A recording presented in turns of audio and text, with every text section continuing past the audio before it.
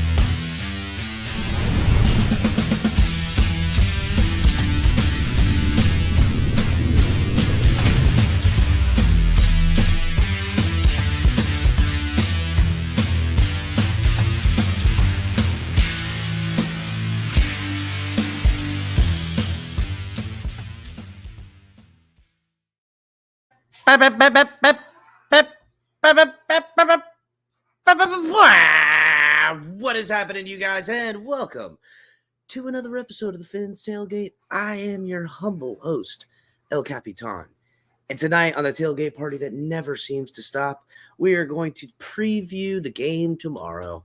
We are going to read some articles. We're going to watch some player interviews. We're going to do what it needs to be done to get ready for game time for Dolphins football. But make sure you guys are hitting the like button on your way in. If you're watching on Facebook, Twitch, Twitter, slide on over here to YouTube and subscribe here on the network. We're just over 1,900, trying to get to 2,000, trying to get to 20,000, trying to get to 200, 500 million thousand to make the reach of the Fins Tailgate encompass the football world and show these bitches how it's done to tailgate party, to get down with the get down. So, hit the like, subscribe, share, holla at your boy. Let's get it on. Make sure everyone is checking out all the great content we can hear on the network, starting every week on Tuesdays with Tonk 7, TMI Tuesdays, live around 9, with Color doing some co-hosting on there. Actually, I was co-hosting with him this week. And then Color kind of came in at the back half and just got it in what it is, what it do. Thursdays, we got late night Color commentary coming at you. Everybody already knows. Going to be catching Color with some cafe color, some cup of your color here directly. And tomorrow night, after the game, during the last bit of the game, you will catch Late Night Exhale with our main man, Ali. Getting it in, doing it how you do. And then you got me, El Capitan. All the other days, times, and actions happening nighttime, daytime, sometimes at your sister's house, at your girlfriend's house, at somebody else's house too, all at the same time. Cash App, Venmo, guys, help support the channel. We need your support because we're poor. If y'all can't tell, we broke. And you can buy some stuff on Fanatics. Link is in the description. Or after you get yourself some Dolphins gear, hitting the link, get some of the swag, everybody. Make sure to get some hats up in this mug. Get yourself a TFTG flag, the new edition. Not like the old school, you get the new school. The old school, then the new. Get yourself some. Also, guys, we are partners with Backroom Collections. Link is in the description. Use offer code hashtag TFTG and you finna get 10% off all you want. So, and make sure to say, I love you, Backroom Collections, for all your beautiful artwork. And holla. Guys, thanks for hopping in here. Getting it in, what it do, what it is. California up in here. And then right after that comes CT squeezing in. That's it, what it is. John up in this mug. Scott in here, keeping everybody in check, letting everybody know what it is, what it do. Familia up in here with some chat and some shake money. Guys, join. Shout out to all the members and the mods. Join the membership. Become a TFTG Familia. Get it in. Become part of the family, and you can go around on all other platforms and be like, yeah, this is a great show, but I am a member of my favorites, and we appreciate all the members. Thank you, guys. Who else up in this mud? Who else in here? What it is? Hold up. Wait a minute. Got a little squirrely there on me. Broken Takes and Ali. He's in here 2 times. Thank you, Ali. I sent you a link, Ali, if you want to slide through. I don't know if you got it or not. Bleezy. What it do, brother? West Side holding it down. My cousin's still rocking over there, Bleezy. So maybe I'll plug you in, my boy, because I know you got the boat. Actually, one of my best friends still lives there, Dr. Mike. He ain't a doctor, but we like to say he's Dr. Mike. That's a long story. Anyhow, his old lady is a marine biologist, so they out there getting the good fishing and shit. Easy, what it is, what's going on, Home Skillet. Jose Valdez, Familia up in here. Thank you for the membership. John, what's going on? What's up in this mug? Q, what's up, fam? Over there in the island. I'm sure you chilling like a villain. Hooked on penicillin. Green rat. No, I'm not humble. There ain't no humble. I am humblest. I am the humblest. I'm the humblest you ever seen. I'm the humblest. The most humble. Bitches. So yeah, everybody. Hit the like button. Make sure you subscribe if you're not. So who's ready for football tomorrow? I know I am. I'm ready to see the Dolphins versus the Raiders. Mob Rule, what's good, homie? What it do? Whoa, watch out, I'm kicking cameras and shit. Watch out. I know I'm all jacked up on Mountain Dew. I don't know. I'm feeling it tonight, everybody. Maybe a little extra get up on this. Watch out. Whoa. So, yeah, I'm ready, bro. I'm ready for this game tomorrow. I feel like we're going to see a bunch of the starters. I feel like we're going to see the guys out for, I don't know, out for enough for us to go, ooh, yeah, we got some answers at quarterback. I do know this. It's going to be a cold-ass day in Dolphin land if Tua comes out and he don't look head and shoulders above Skylar. Especially if Skylar comes in later in the game and performs better. Be a odd thing. Oh, what up, Martin? What's going on, homie? What it do? Ace of Spades up in this mug. Yes, Q. I expect first team representation tomorrow. I expect to see the starters early, often, and enough of it where we're like, all right, that's enough. I feel good. We've seen some of this offense clicking on all cylinders, pulling out the Tommy 2 guns and shit. So I'm hoping to see Tua out there just light it up, man. This fan base is chomping at the bit. And, even the Tuaneers have reeled, back a little bit on their overwhelmingly defensive Tua. Well, because we got to see it. Like, I mean, I can't even remember what he looks like out there in live game action. It's just, I don't know. And let's be real. The last time we played the Patriots, even though it was a victory, he didn't have his greatest showing as far as Eric Tang go. But, I mean, I just want to see him out there. Yes, Bleezy. We hungry. I'm starving.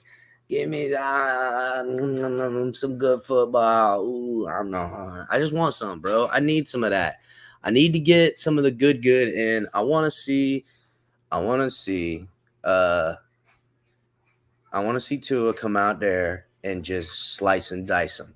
And I want to see that big connection to Tyreek Hill, whether it's 20 yards or 50 yards. I want to see a dart where Tyreek Hill gets that football and shake and bake some fools and get it.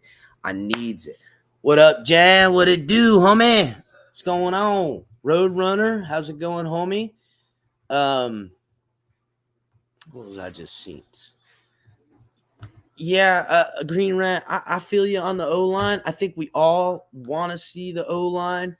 But like, let's be real. Tua is a young man. He can scramble. I mean, shit, that's kind of like the best thing about him was his pocket movability and throwing on the run.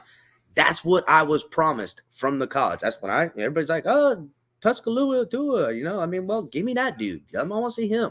I want to see Tua come out, and I use this a lot, like a duck on water. And because the duck on water is in its element. It's a fucking bird that's floating on the top of the water, kicking his little feet around.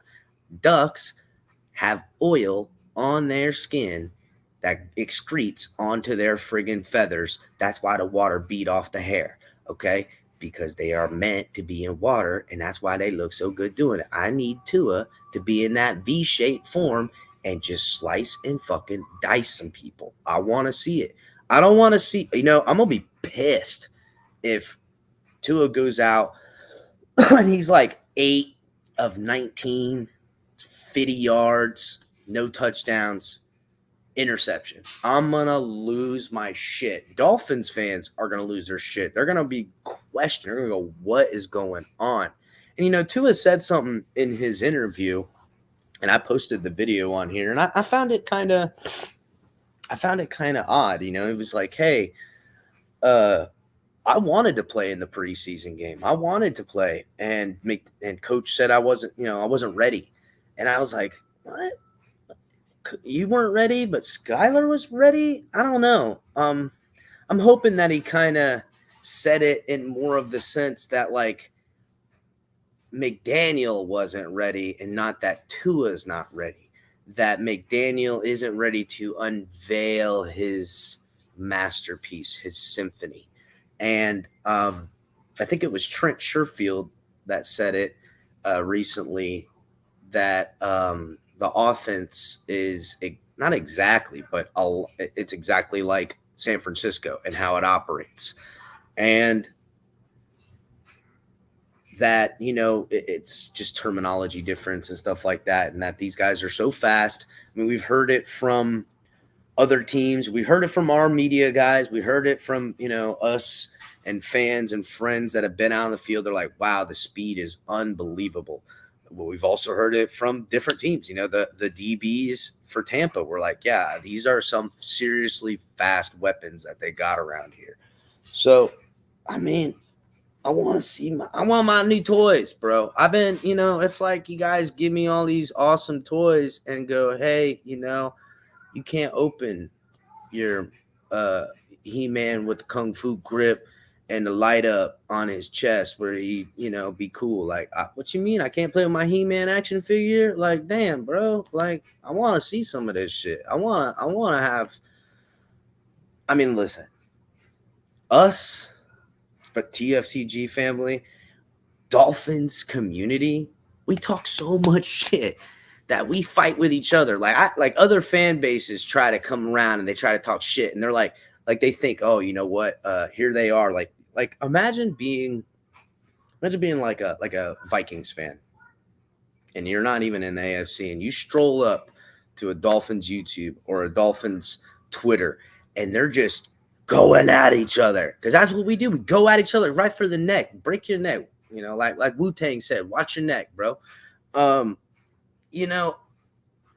they're like, oh, this is a divided fan base. I could come in and get a piece of these guys. And then you see unanimously, we all just converge on that person that's the outsider. Like, bitch, you don't know what you're talking about. You can't talk shit about I can talk shit about my quarterback. You can't say damn about him. You need to shut your mouth. They just like we're so chomping at the bit for some good to unleash. We're gonna be unfucking bearable. We're gonna be so unbearable of a fan base that on those yes, mob rule, we fight like brothers, but brothers fight. You know what I'm saying? And family fight. I mean, listen, I know my family fight. I don't know about y'all family, but you might get a bloody lip, especially when we crack out that 101, and usually there's a keg, because there's a lot of us. We drink good, we fight good, and we laugh good. So, this is what it is. And yeah, Nikolai, it's 20 years of frustration, but I feel like it's hardened us in a way that, it's kind of like this bickering that Color and I had a little bit with the Buffalo fans, and they don't want no more smoke. I seen them. They just fell right off with their bullshit because they don't want this. They don't want to get in this conversation, dog. I mean, don't let the good looks fool you, bro. I'm smart. But, the shit talking that I think this fan base can unleash on the NFL. Can you imagine? All right, just imagine. And I didn't like all this talk from especially a lot of the Tua-neers and then the Tua haters that, we're keeping receipts. I don't like that shit. Shut your mouth with your damn receipts. Stop y'all gatekeeping like you Billy Badass, like you own some shit. You don't own a motherfucking things. This owner don't own shit. They took his team away. He ain't even allowed in the motherfucking building that he owns. So don't tell me you own shit. So I don't like that. So all that receipt shit's for the birds, bro. Take that shit, kick rocks. But when this fan base doesn't go at each other anymore, and to say, for sake of talking, Tua works out, and the Tua-neers and the Tua detractors and the diehard Dolphins fans that will come out of the freaking rocks, and from the grave, because there's so many Dolphins fans that just don't even really watch football no more. And it's no different than the Hurricanes, which I'm representing the Canes, a little bit today. I'm feeling, feeling real good about my Canes these days, ready to get, dude, people forget South Florida runs football. There is no football as you know it in today without this state, without what we bring. And I don't want to, I tip my cap to California and Texas for what they do for the game of football. But I think it's 38% of the NFL comes from Orlando down. Damn, bro, this is our sport. So the fact that I got to sit here,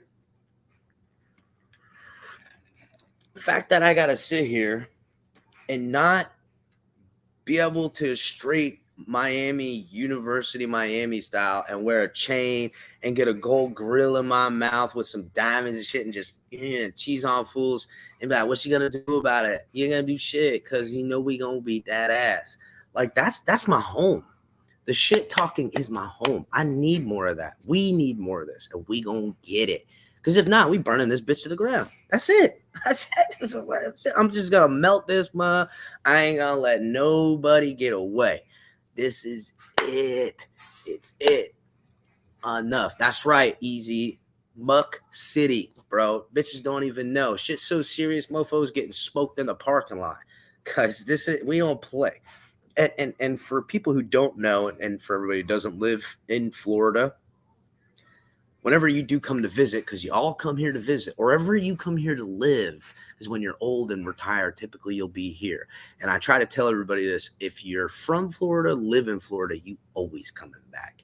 You can't quit us. We're like that good ex-girlfriend that is a crazy bitch, but damn, if the sex ain't the shit, you can't say no to it, bro. You can't. You gotta straight, go to detox off that shit. You can't quit us. You love us, and you love to hate us, and we love for you to hate us because, Color, cue the clip. Hate us because they ain't us, bro. They hate us because they ain't us, and that ain't my fault. I know. It's okay. And hate us because they ain't us. Exactly. They hate us because they ain't us. That's a great saying, okay? Yes, it's the facts.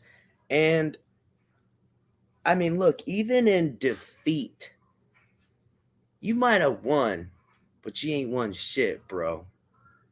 That's all I got to say. You might have won, but you ain't won nothing. No, they're ignorant. That's ignorant. I mean, I'm ready to band together the brothers of the fan base. No more nothing with all this X out. No more receipts. You want cash? You got to cash them on me first. How about that? It's just like, the dude walking around the bar with his chest puffed out like he's Billy Badass.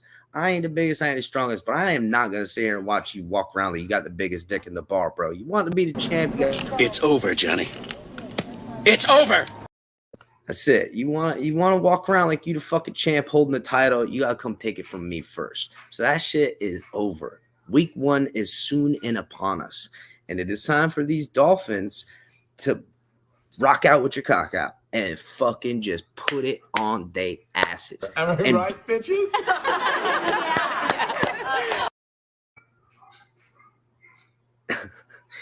Yeah, I mean, it's you gotta understand. I mean, like, I don't know, Florida folk, we can fight each other and just to say, because, like, hey, you disrespect me, I gotta tune you up. You know what I'm saying? But I don't have no harbor. I didn't even care. Like, I don't even remember what we fought about. I just know at the time I felt this is what had to happen, and now we can have a drink and hang out. The deal is this, is that we have needed this for so long that the infighting is ending. I am declaring it over. I declare it over. This shit's done. And if you want to fight with other people or want to figure some stuff out, then, fine. Let's have a good old fucking asses and elbows scuffle. But none of this new weak shit, this cancel shit. I don't like it. I don't know what it means. I don't like it. I can't understand it. So because I can't understand it, I take insult to it. That's how I get down. That's real Florida talk right there. I don't know what you're saying to me, homie, but I take offense. So shut your mouth. So that's what it comes down to. I don't like this. I don't want to know more. And I feel this weird connection with all other Dolphin fans that are Florida, that have no roots, aren't from Florida, didn't even live in Florida, but they're Dolphin fans. And you know what? That's that inner gangster inside them being like, ooh, I know I'm meant for better. I'm meant to sit high atop the mountaintop on the sea level. We don't need no mountain, bro. Fuck a mountain. Shit cold. So I'm just saying it's time for us to be a unified force, because when the good times come, there's going to be things in our way that are going to try to take us down a peg. And this is kind of the root of where it went with the Bills. Like, you don't get shit twisted. Don't look through us. You know what I'm saying? You can't look through me. Don't look through the Dolphins. Don't look through South Florida. Don't look through this team. And we gonna make mofos pay. We gonna make people pay, and we gonna get ours, or we gonna make somebody pay, because the time of mediocrity is over. That time is gone. It's not here no more. I look at this football team and I'm seeing marquee players up and down on both sides of the ball. Now, like Bill says right here, I mean, Bill has never wavered on Tua being garbage. And I feel you, Bill. I respect the fact that you are not willing to waver, and that's your business, Bill. And I love you for it. But real talk, kid might come out and look like Russell Wilson. And if he does, I want that. I want him to be better than Russell Wilson. I want him to be the best quarterback and end our strife of needing to find someone, of needing to. It's my quarterback. Yes, I mean, I ain't gonna cry because I'm not a big crier, but I don't know. Maybe I'll fucking cry. Win the Super Bowl, maybe I'll cry. I don't know. I just want my kids are getting older, and oh, what up, Dane? Dane with the new membership. Holla, holla, holla. New fam up in here, everybody. Say what's up to Dane, member. Holla. Make sure to get Dane's name up in the scroll coming up in here. Thank you, Dane, for becoming a member, and thank you for representing the TFTG family, brother. I just think that, whether it works out with Tua, and that's what I want, because he becomes the guy. And not only do I think Tua's capable of it, but I also think he's the kind of guy that is the ultimate team quarterback, in the sense where, and I hate to fucking use this example, but it's the only example you can, where he's not Aaron Rodgers. He's more Tom Brady, in the sense that, hey, I'll make the money I want to make, not the money I could make, and that I can divert resources to the defense, to the offense, to the weapons, because I'm a team person. It just seems like that's more his character, that even though he could ball out these next 2 or 3 years and it could be contract time, and people are getting $250 million guaranteed on the reg, he's not going to roll like that, because I just feel like he's the kind of dude that understands that I'm a team person and I want this team to be successful. I don't want to take away from my man's over here to get the money I know he needs to get or could get, but will have to go somewhere else. And I think about Javon Holland. I think about Jalen Phillips. I think about Waddle, that these boys are going to need to be paid someday, and that this cap restriction is only going to be able to not be an issue because of what Tua will do as the bigger man, the better man. And I kind of expect that of his character. So if it works out, I feel that this is the ultimate win. But I also feel that if it don't work out, that this organization ain't fucking about. And I don't know if it's a young dude. I don't know if it's an old dude. I don't give a shit, because that's next year, if ever. I'd rather it never be ever, because, I mean, I've hitched my wagon long before this team was a YouTube channel for me. I don't know. I know nothing different. There is not other than, the Canes and the occasional Gators stuff that creeps around in my house because of my brother-in-law. There's only Dolphin shit on everyone in my family. You got to understand, my uncles, my cousins, my aunts, my fucking sister, all their kids. Like, that's it. We are a Dolphins family. Ride or die with my family. That's it. And just like in family, what we talked about earlier, fighting amongst each other, I fight with the Dolphins, in the sense that I hate you sometimes, Dolphins. You've hurt my feelings, but I still love you. I mean, that's it. That's it, guys. Everybody, lick that like button, please. Give it a little. Make sure them likes go up, please, everybody. And that's my rant for now.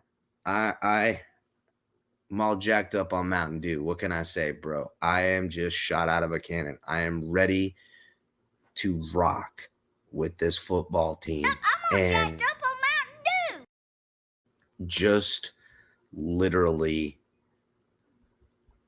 annihilate fools. I want to see some annihilation. It's a madhouse! A madhouse!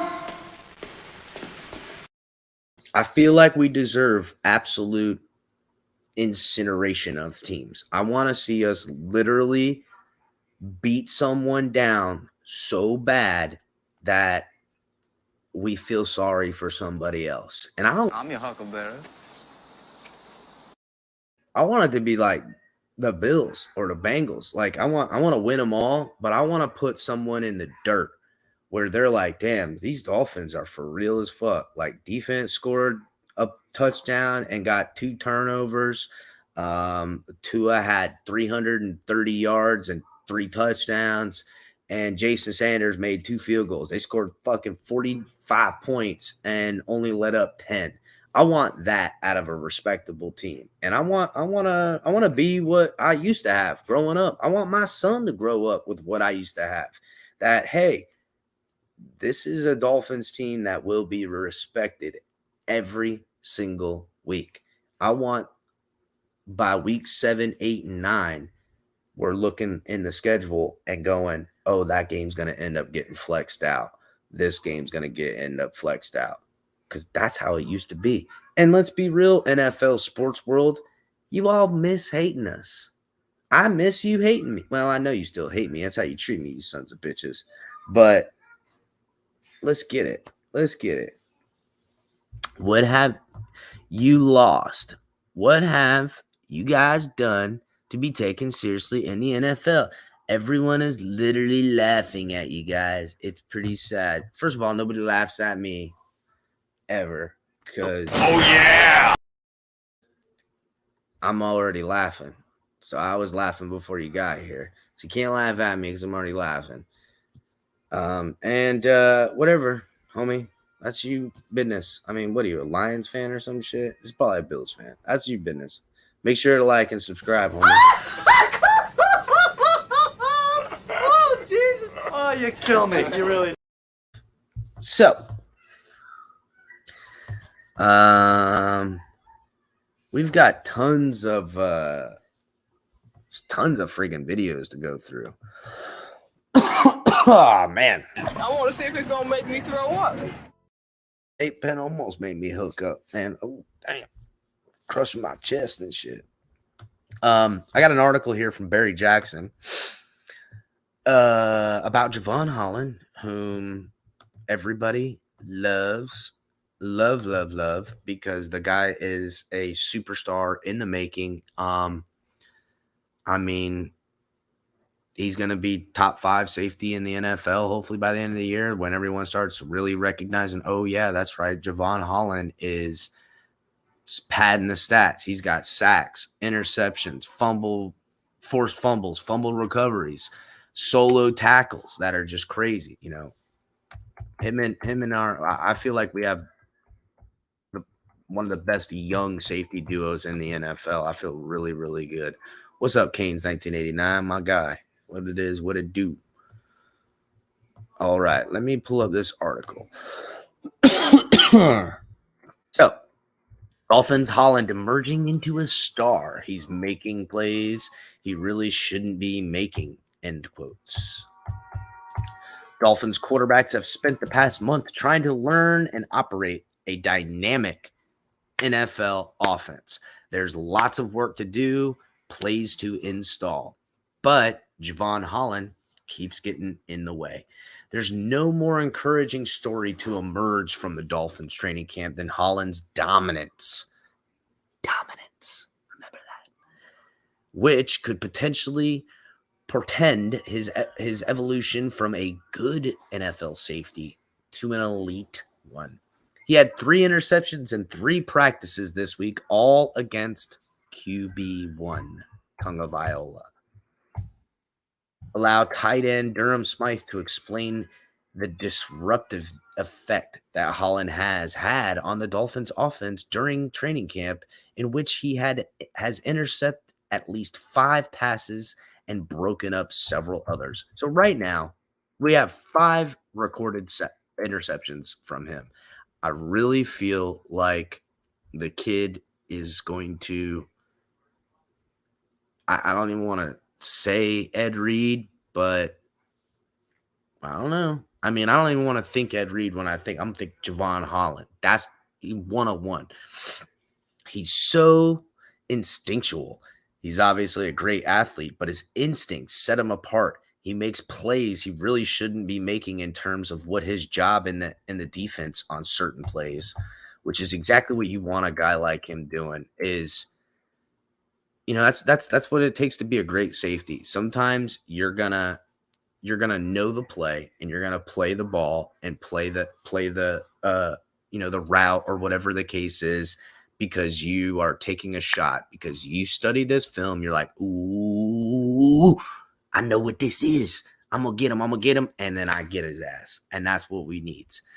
When you have a guy that knows what's coming and that can read things so quickly, he's a guy that can make a play on the opposite side of the field when he's not even supposed to be there. That's tough, because when you don't expect the guy, when you're running the play on one side and he's playing on the opposite side, it makes a play in the middle of the field. It's like, what am I supposed to do here? Wow, he has come a long way in this camp and has really shown it. That is the words from Durham Smythe, beloved Durham Smythe. Holland doesn't merely want to disrupt opposing offenses. He wants to instill a sense of dread in people on the opposing sideline. That is a beautifully crafted way. I want to instill dread, Judge Dredd on your ass. I'm coming here, judge, jury, executioner. I'm going to snatch your heart and your old lady's heart too, boy. Watch out. I just want offenses to fear me, really. Not necessarily the quarterback, more the coaches. That's right. I'm going to get in your daddy's head, boy. Holland already was borderline elite by the end of his rookie season. Among 94 qualifying safeties, Pro Football Focus rated Holland 4th in overall performance last season. He allowed an 88.6 passer rating in his coverage area with just 12 completions on 22 targets for 208 yards. 4 touchdowns allowed, but he had 2 interceptions. What's more is he had 3 sacks, second amongst all safeties, 16 pressures, which is also second behind Brandon Jones, and 2 forced fumbles. The Pro Football Focus Doug Kyde noted that Holland is a PFF grade is the highest PFF grade rookie safety since Derwin James in 2018. He's as dangerous as Miami's post safety. He was dangerous as Miami's post safety, registering the fourth highest forced incompletion rate amongst safeties with at least 250 snaps. That's 27.7%. That's almost a third of the snaps. He's gonna fuck your day up. But none of that was good enough for Holland, who spent this offseason studying tape and refining his game, where he is a better player than a year ago. My entire game, he said, I've been improving every category because I don't think I hit my ceiling yet. As a competitor, as a high-level competitor, I hold myself to a high standard. So every day, I'm trying to get 1% better than I was yesterday. Tyrann Mathieu, when he was at LSU, I watched his tape every Friday before my college games. And then right before I went to bed, me and my roommate, Jamal Hill, he's out of Oregon, we watched Minkah Fitzpatrick last year at college in Alabama every day. Ask him what safeties he's admired over the years, and he rattles off a bunch. Besides Mathieu and Fitzpatrick, he mentions Bob Sanders, Troy Polamalu, Micah Hyde, Jordan Poyer, Durham James, Kevin Burr, Buda Baker, and the infamous Ed Reed. He said it's not yet in a group text with some of those players because I'm not at that level yet. Ooh, so he trying to get in the safeties club and shit. Ed Reed coming over and giving him noogies and shit. He has sought feedback from some of them, as well as Bengals safety Jesse Bates. Jesse Bates III helped me a lot last year. So those guys are everybody in that safety community and football community in general is always cool about spreading love, spreading ideas. With Reed, who is now chief of staff in UM, I try to take his whole game, everything he does. He was a phenomenal player. He played with such energy, such grit, and ferocious intentions. How much has he enjoyed the string of training camp interceptions, most of which have come against Tagovailoa? I love it. I love it. He said, Coach Boyer, he makes the calls based on the situation. He does a great job aligning us in the right position. Holland and the quarterbacks often talk after practice or before the next one, discussing what one of them could have done differently. I usually ask him about plays that I messed up on or things that I did. Holland said, I'm not really looking for him to explain what I did right or what he saw in that specific play. I'm more looking for things that bother me when I go to sleep at night and how I can correct them, because Tua is helping me tremendously. Him and Teddy Bridgewater. Because Tua is left-handed, it challenges me a lot because I'm seeing things from a different side. Tua is a hell of a competitor, and his desire to be great is the same as mine, and that resonates with me. That's why I'm continuing to ask him questions. I'm trying to compete with home every day in practice. They want to know what they did wrong and how they can get better. So the atmosphere in the locker room between us four, Holland, and the team's three quarterbacks is awesome. I would want to go and watch film with them. So that's something I have planned to do here in the future.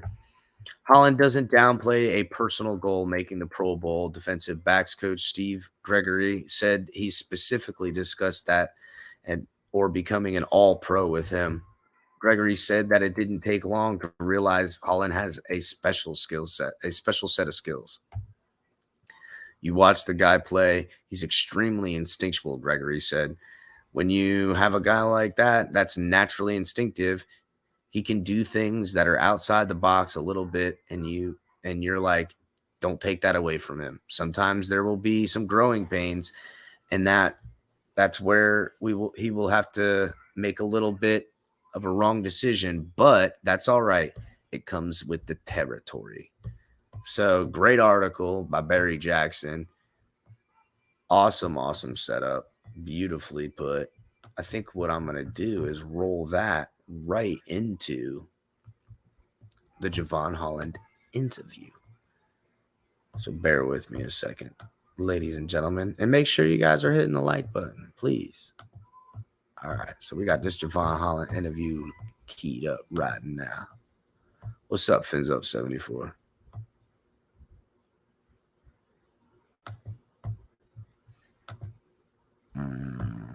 Boom, boom, boom. All right, here we go, everybody. It's not games, but it is meaningful, obviously, in training camp. How much are you enjoying the string of picks you've had in camp, including 3 in the last 2 weeks? Oh, I love it. Interception. I hate picking off the ball. Besides interception and touchdown, which I got today. But no, I love it, man. It's fun. I love our offense. They're talking mess. It makes us play better. Just say shit, bro. Just do it. You can do it. Xavier Howard does it. Well, Coach Boyer, he makes the calls based on the situation. He does a great job, aligning us in the right position to let us go out there and have fun. Definitely. Javon, where are you a better player than you even were last year, and what parts of your game are you better at? My whole game, my entire game. I think I've improved in every category because I continue to plan on improving because I don't think I've hit my ceiling yet. And as a competitor, as a high-level competitor, I hold myself to a high standard. So every day I'm trying to get 1% better than I was yesterday. Who are a few safeties that you have admired and appreciated throughout your football life? In my life? Okay.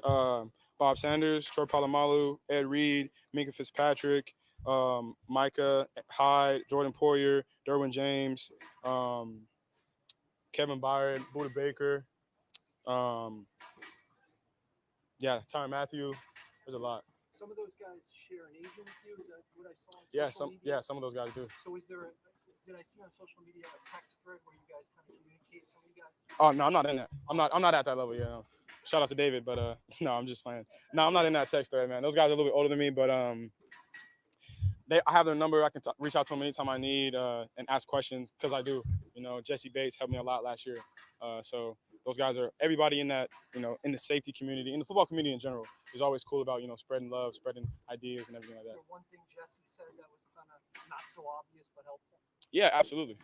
Definitely. You can share from Jesse? Nah, man, I'm going to keep those secrets to myself, honestly, my boy. I'm sorry about that. I know team goals are number one for you, but from a personal standpoint, is there any desire to be a Pro Bowl player, which you're looking like out there this year? Is that at all in your mind? Absolutely. I mean, I desire to be the best player that I can be, you know what I'm saying? And those type of things are the standard that I hold myself at. And I want to rise to those occasions. Absolutely. As a competitor, I feel like you should strive to be the best you can be. And if that's in your goal, then you should definitely be there, for sure. You mentioned somebody here, people obviously like you. What from him did you take and where did it apply to what you do? I try to take his whole game, everything he does, really. He was a phenomenal player. He played with such energy, such grit, and furious intention. So really his attitude and the way that he plays in the post is really what I was trying to focus on. The playlist today was awesome for some. What went into that? Well, the last two playlists I had were, for everybody else, make sure everybody had a good vibe. But today was specific for me. I had some Mike Jackson on there. I had some Vandross inside. I had some Polynesian music, but they didn't get to it in the playlist. The playlist was a little long. SOB, Mac Dre, all that. Had a whole bunch in there. Do you and Tua have conversations after practice or the next morning about the picks that you make ever? Yeah, I want to hear this. Since you are on the same team.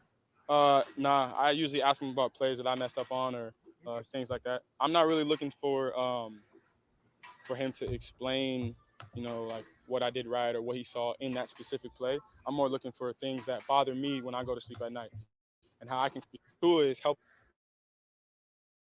me, but because Tua is a left-hander, it challenges me a lot because I'm seeing things from a different side. You know what I mean? He can open his shoulder in a different way.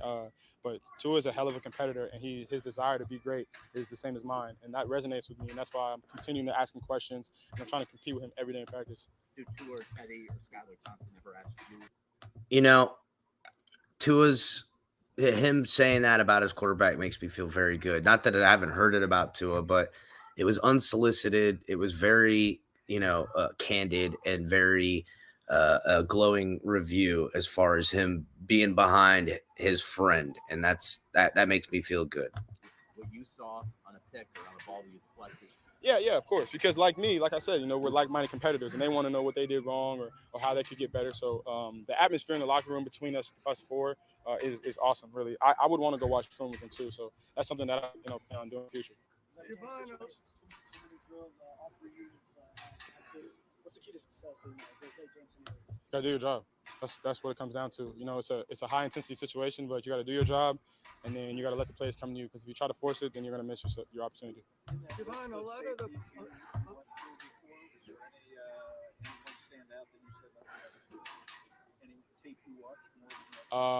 Tyrann Mathieu, when he was at LSU, watched his tape every day before every Friday before my college games, and then right before I went to bed, me and my roommate Jamal Hill, he's at Oregon. We watched Minka Fitzpatrick's last year in college every day. A lot of the guys you mentioned are of the nature where if you're a quarterback, you always have to know where that guy is before the snap. Have you thought about how you want quarterbacks to look for you in that same way? That's actually a great question. Not necessarily. I just want offenses to fear me, really. Yeah. Not necessarily the quarterback. More the coaches, and I feel like the way that we were practicing, I can get to that. I mean, I can't think. I mean, you guys heard my opening monologue. It's literally what he said. I want to be feared. I want to live in their head. I'm going to live in their head. Coming for that ass, boy. Because I'm continuing to push myself, but no, that hasn't come across my mind. John, talking about Tyrann and Minka, about star role, Nick Saban's defense. You played slot in college a lot. How does playing that position translate to playing in the post as well as you have so far? Well, it puts me in a dynamic where if I have to step down into the box or if I have to do anything close to the line, I already have some type of history with that. And college and NFL are completely different. But it kind of gives me a little bit of, a comfortable feeling knowing that I've been down there before and I've seen pulling guards come at me and tight ends like that. So just a little bit of ease on my body.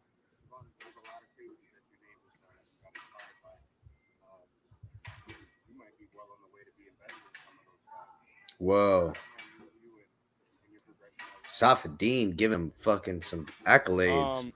It means a lot that you said that, but for me right now, I'm looking to the next day. I'm not looking to down the line or anything like that. I'm looking at tomorrow and how I can get better in the meetings today, and then stepping onto the field tomorrow through walkthrough and whatnot, and how I can grow.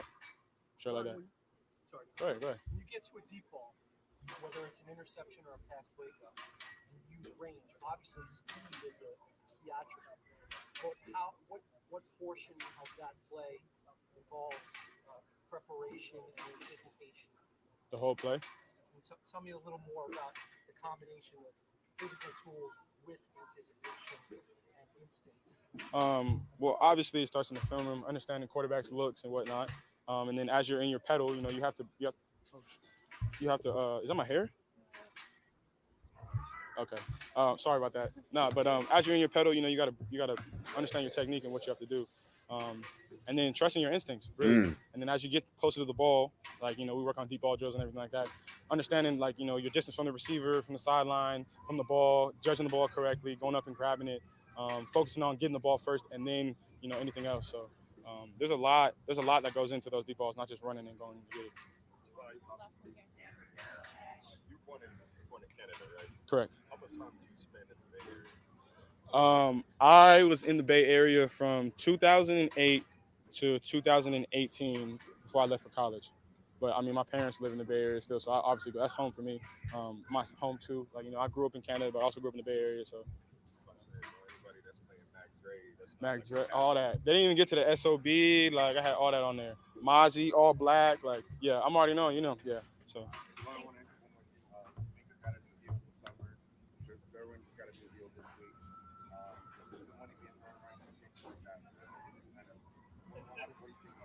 I'm super happy for those guys. Like Minka and Derwin, they're well deserving. They're hell of players. They're ballers, really.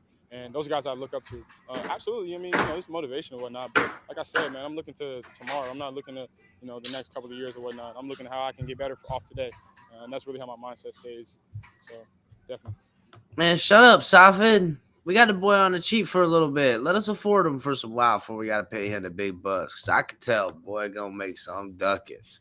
He's going to make some big bucks because he's going to be worth it. So, yeah, damn, Safed throwing us under the bus, man. Just quiet. Trying to get it is. Guys, hit the like button, please. Hold on a second. Type something now.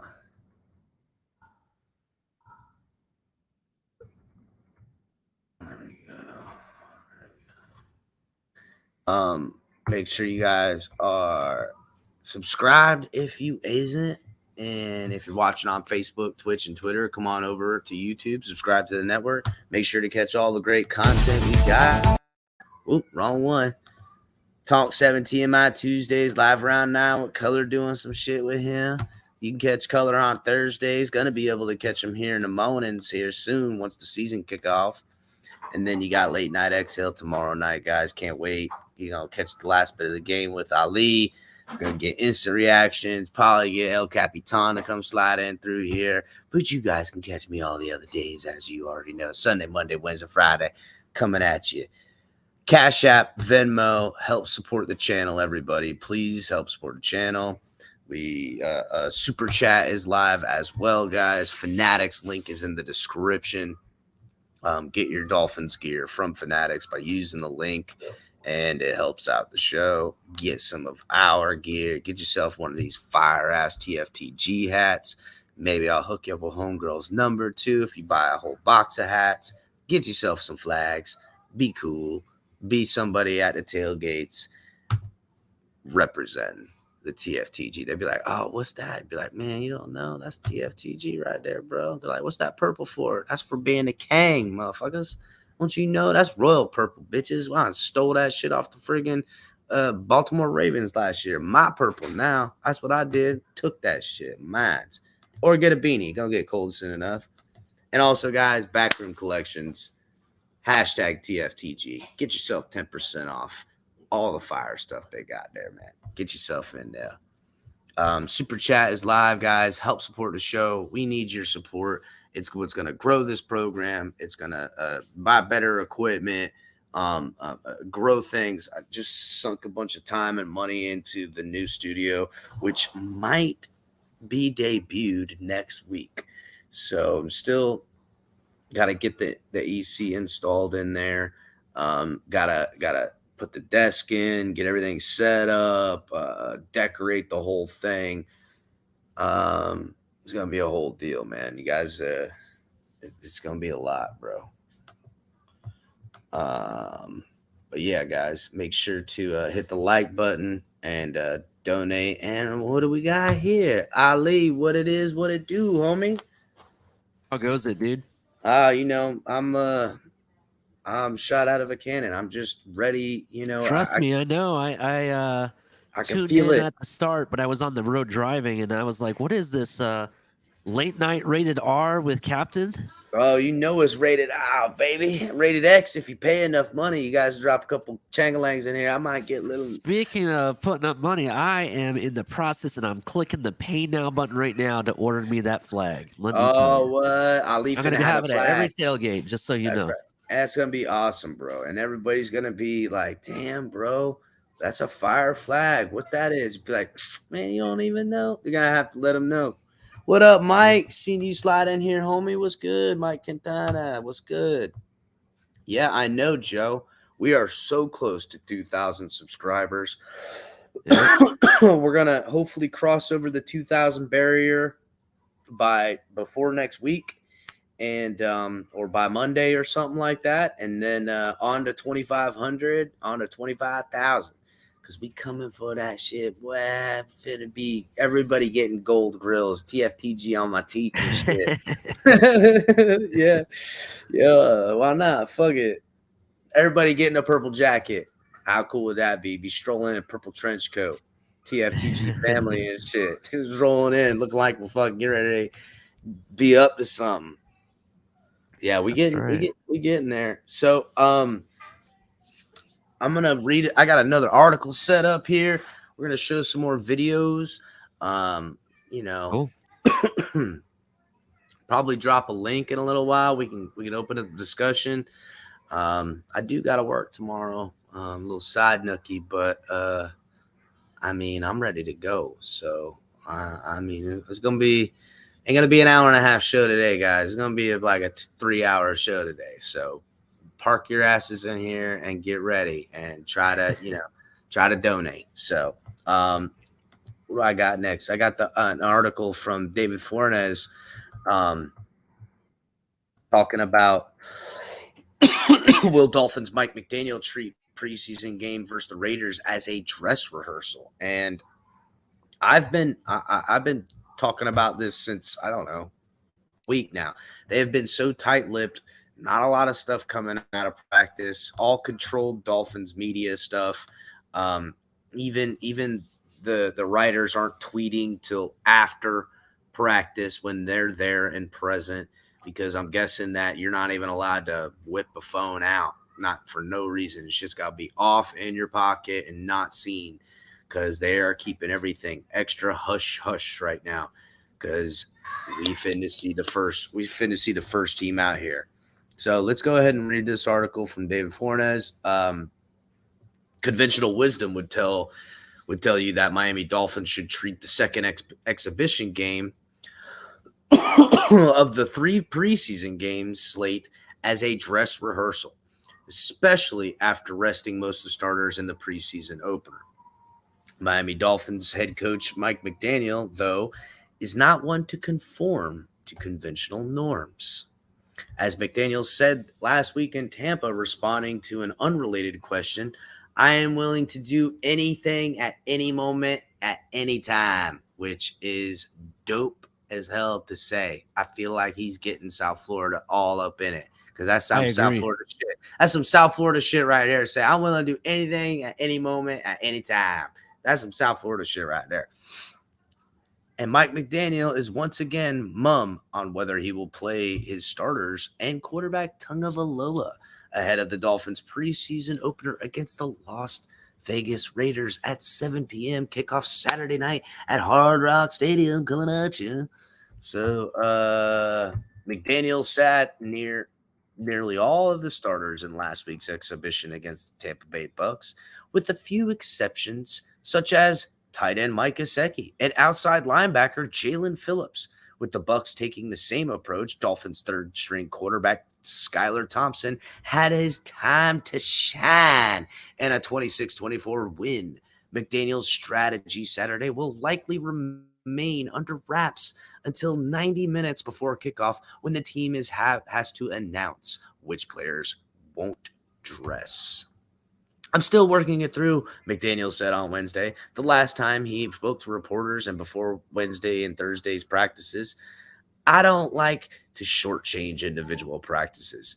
I don't think that deciding everyone's playing time based on where they're at for this team, for our young team, I think that isn't doing us justice to individual practices. McDaniel has also previously said he'd be surprised if he didn't get Tagovailoa any preseason snaps. It would make sense if those came on Saturday, with fans getting their first taste of the 2022 Dolphins at Hard Rock Stadium. Tagovailoa's training camp success leading up to the Tampa game played a role in McDaniel's comfort in allowing him to rest while proceeding. Ooh, did you hear that, Ali? Tagovailoa's training camp success leading up to the Tampa game played a role in McDaniel's comfort in allowing him to rest. I'm gonna throw out a little bit of lies that Tua has purposely thrown interceptions this week to force McDaniel to let him play more in this preseason. Boom, I said it. So you're saying, just to clarify, because I want to make sure I understood correctly, you're saying that it's a lie that he purposely threw interceptions. No, I'm saying that he purposely threw interceptions because he wants to play preseason and found out that last week playing good in practice against the Bucks. Okay, that is a hot take. Screwed him out of getting his time to shine on the field. That he's going, hey, I'm not going to make the same mistake I did last week and play extra good. I'm gonna throw a couple interceptions. That's the only way I can explain that one interception we see Holland pick. You kind of have a thing there, because in day 2 of that the joint practices, he was lighting up Tampa Bay. So I have to kind of agree with you. There is a possibility what you're saying might be accurate. I'm telling you, and Tua, as we know him, he's very cerebral in his tactics. Admittedly, he said, look, I'm not a shit talker, but I see a shit talker and I think, oh, okay, you talking shit. All right, I'm gonna do something. And now your shit talking is making you look dumb, and your friends and players around you are telling you to shut your fucking mouth. And now you're arguing, and he sits back and goes, yeah, that's right, I did that. That is his deal. So I wouldn't put it past him to be slick and sly enough to slip a couple of INTs to go, coach, I don't know, Javon Holland got me again, that son of a bitch. So, coach, I really need to play at least a half this week, man. I really got to play it this week. So, I think I'm onto something there. I think this is the truth. I'm going to make this the truth. And in fact, everybody, all this TFTG family, we will take this narrative and now put it out into the ether. We will now say that Tua has purposely thrown interceptions to get a more definitive answer on him playing this Saturday and more playing time than coach would probably typically allow. You know that puts more pressure on him, though, right? On whom? Because on Tua, because I'll tell you why. If that's the case, then he is putting all the pressure on him, because now, if that's true, then he possibly could be better than what he's showing. And in turn, he has to perform. You said it earlier in the show. He has to show up and perform, right? And we need to see it. So that whole narrative can just go away. You know what I mean? And he needs to prove it now. That it's all on him in my sense. Yeah, maybe you're right. 72. I need to put that pen down. You know what? I don't know. I mean, he's self-admittedly the type of dude to throttle somebody in this way, that he would try to go, all right, learn in his environment and get what he wants without looking like something he doesn't want people to see him as. So if he just, gets lazy on his throwing motion and Javon Holland grabs it, what's good for him is good. Javon gets a pick and I get to go to coach and say, Coach, I need a little bit more playing time this Saturday. We need to do it. Or coach is thinking to himself, like, is he 4D chessing Mike McDaniels right now? I don't know, because I'll tell you what, 4D chess Flores right the fuck up out of here. I don't give a shit what nobody says. Okay? I don't give a shit what nobody says. Flores ain't here because Tua got him gone. And that's a fact. You can go check the back tape and see it, because I didn't like it when it happened. But I respected it. I respected the game. My boy playing a different game, and I like this. I like this. That actually plays in part in what you're talking about him doing things cerebrally. You know what I mean? That's exactly what he did to Flo, to be honest. Exactly what he did. I mean, listen, I'm not talking out my ass here. I'm talking facts. I mean, This is how it went down. So I wouldn't put it past him to even think, hey. Did Color change my name? Yes. Color, yes, you bastard. The Parmesan, yeah. Well, whatever do you mean? I knew it was you, Color. It certainly isn't me. I'm way too far from this keyboard. I ain't got no spider fingers. But yes, I'll lead the Parmesan. I'm not putting it past him. I'm thinking that Javon Holland, as you just heard, is super close with Tua in his support in their speaking before practice. And I don't know if Tua said, hey, Javon, might be looking your way a couple times this week. Make sure to take care of your business. And you finna help me with my business. See? Thank you. So I'm putting it out there now, everybody. We will write this narrative, and come Saturday at 5 or 6 o'clock, when they're announcing that they're playing and the guys on whatever network is showing it gets on and does the pregame stuff, they'll talk about it. They'll go, hey, word on the street is that, Tua was, trying a lot of stuff out and getting a little lax in practice because he wanted to make sure that Mike McDaniel was going to give him the most playing time he could get today. So, yeah. So I'm going to write that down. I'm going to make it truth. And you have smoked yourself retarded. Whatever do you mean, Color? Anyhow, let's finish this article. Oh, goodness gracious. All right, so I will reiterate. Tagovailoa's training camp success leading up to the Tampa game played a role in McDaniel's comfort in allowing him to rest. We haven't heard that this week, have we, Dolphins fans? We've heard a lot about Tua's struggles. And up to this point in camp, Tua was doing rather well, more days than bad. And we've heard mixed reviews at the least. And the most closed practice that we've had yet. The most tight-lipped practice. This is when Tua is playing his worst, when none of us can see that for our own eyes. Are we being throttled, Dolphins fans? I like it.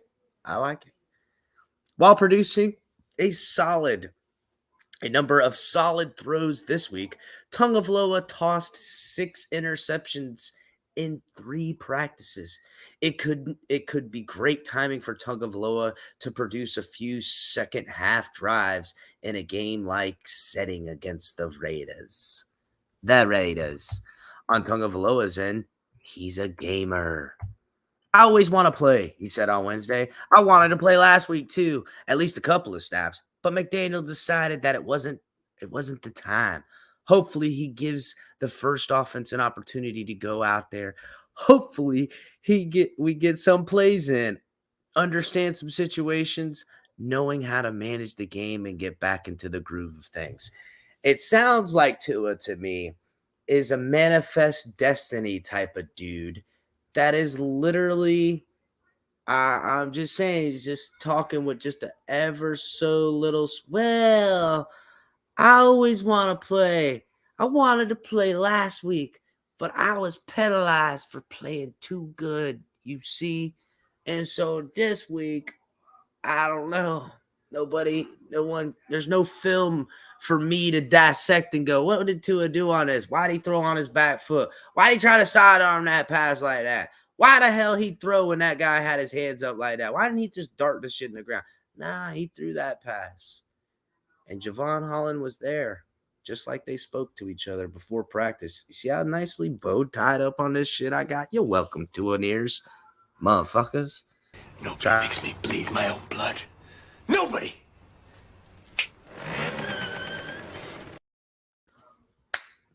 If that was the case, the Dolphins may still not run out their whole first team offense. Second-year wide receiver Jalen Waddle didn't practice all week and what McDaniel called a preventative measure for a minor undisclosed injury, which I'll tell all of you right now, it was his hand. He had it injured. It's been wrapped up. It hasn't.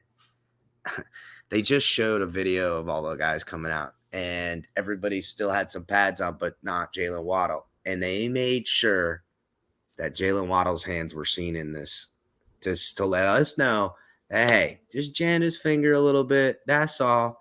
You're a little jammy poo. Wide receivers get it. A little bit, go get the ball. They'll poke you in your shit. And you're like, motherfucker, damn it. Boy, that shit hurt. He does. It's kind of like you fall over in slow motion, and then like everything turns gray and it says wasted on it. It's like a perfect meme for that time. So, it happens. Wide receivers, they got, their hands are expensive. Should be putting it in some friggin' some goat's milk at night and shit, and be softening them up and keep gloves on them, and only let the soft touch a football or your old lady. That's it.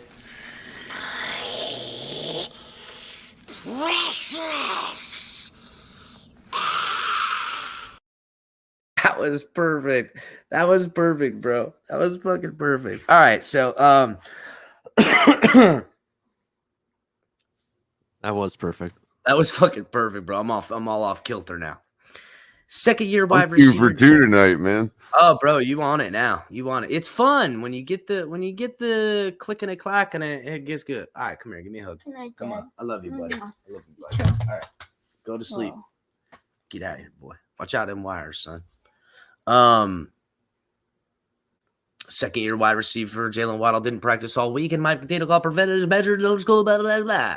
Veteran 3-time Pro Bowl left tackle Teron Armstead didn't participate in Wednesday's team drills and missed Thursday's practice entirely. This after ramping up his practice workload recently as he progressed from the off-season surgery. I was going to say surgery rather than knee surgery. Whoa, there's that dyslexia kicking in. Assuming Armstead doesn't play, Saturday will offer another look at Dolphins' backup tackle situation. If Austin Jackson is kept in at right tackle, a 2021 7th-round pick Larnell Coleman will get the extended preseason snaps again, as fellow reserve tackle Greg Little hasn't returned to practice from an undisclosed injury, which I heard that Greg Little took snaps the last practice from somebody that I won't say who, because I heard he was going to play this Saturday. I guess we'll have to see. If Greg Little plays this Saturday, I won't be surprised because that's what I was told. Dolphins also have an option at playing second-year lineman Liam Eichenberg at left tackle, as he did most of his rookie season while inserting Robert Jones at left guard. Or Michael Dieter can come in to play center while sliding Connor Williams to his natural left guard spot. Williams at center needs to show he can keep his shotgun snaps under control in the preseason game. Listen, all this that he's talking about, I better not see all this shit happening. I don't want to see this guy here and that guy there and all this. That's exactly what Mike McDaniel said he's not going to do. I mean, David Fornes, I get where you're going with the he's here and this one's there and shit, but Mike McDaniel literally said that that's not how he finna roll. That, like, if someone goes down, he's not sliding someone over. He's putting in the backup guy. And I'm telling you, I'm pretty sure Greg Little's going to play this weekend. So I already dressed. Maybe they were wrong. Maybe I heard wrong. Maybe I gotta call them. Onlookers will want to keep an eye on how the reserve backs situation perform on Saturday. Cornerback Xavier Howard should see limited snaps if he plays at all, but you want to know what you're getting out of the All-Pro. The same goes for second-year safety Javon Holland, who had four of the practice interceptions of Tagovailoa this week. He had 4? I thought he just said they had 3. Maybe he did have 4. Javon Holland doing Tua solids all week. They'd spoken about it. I don't know if you guys heard. With cornerback Byron Jones still on the physically unable to perform list, it's important at least 2 cornerbacks beyond Howard and Nick Needham show that they can fill, especially now since Trill Williams was lost for the season with a knee injury last week.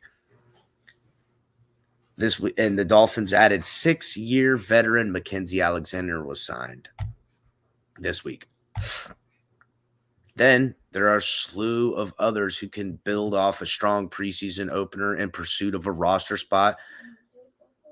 Wide receiver Lynn Bowden, defensive back Elijah Campbell, I'm be watching him. Also, outside linebacker Darius Hodge and versatile linebacker Sam McGuavin were amongst those who made plays against the Bucs. McGuavin with a fumble return for a touchdown, redeeming himself from a tough drive earlier that saw a key tackle missed.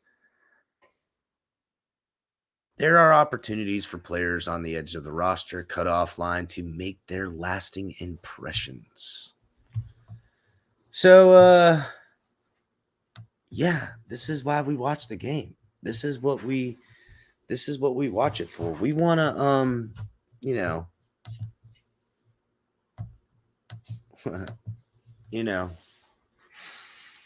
we want to see all this. He needs this. I needs this. I'm going to be getting down. It's going to be a good game. I feel like we're going to see everybody out there. We're going to see Teron Armstead in at left tackle. We finna see the number ones come out and play number one football. And we're going to see Tua into the second quarter, if not the first half. And I'm hoping that we're going against Max Crosby and the rest of those boys on the real, because I want to see. I'm tired of it. I want no training wheels. I want to open up my toys and play with them. My G.I. Joe versus my G.I. Joe with the Kung Fu grip versus my He-Man that light up. I want to fight them guys now. I don't want to watch this no more. I want to see in the box. I want to play with this shit. So, you're going to see the Patriots and Bills next month? What do you mean, Bonnie? Are you saying that you're going to see the Patriots game and then the Bills game? Because that's fucking awesome.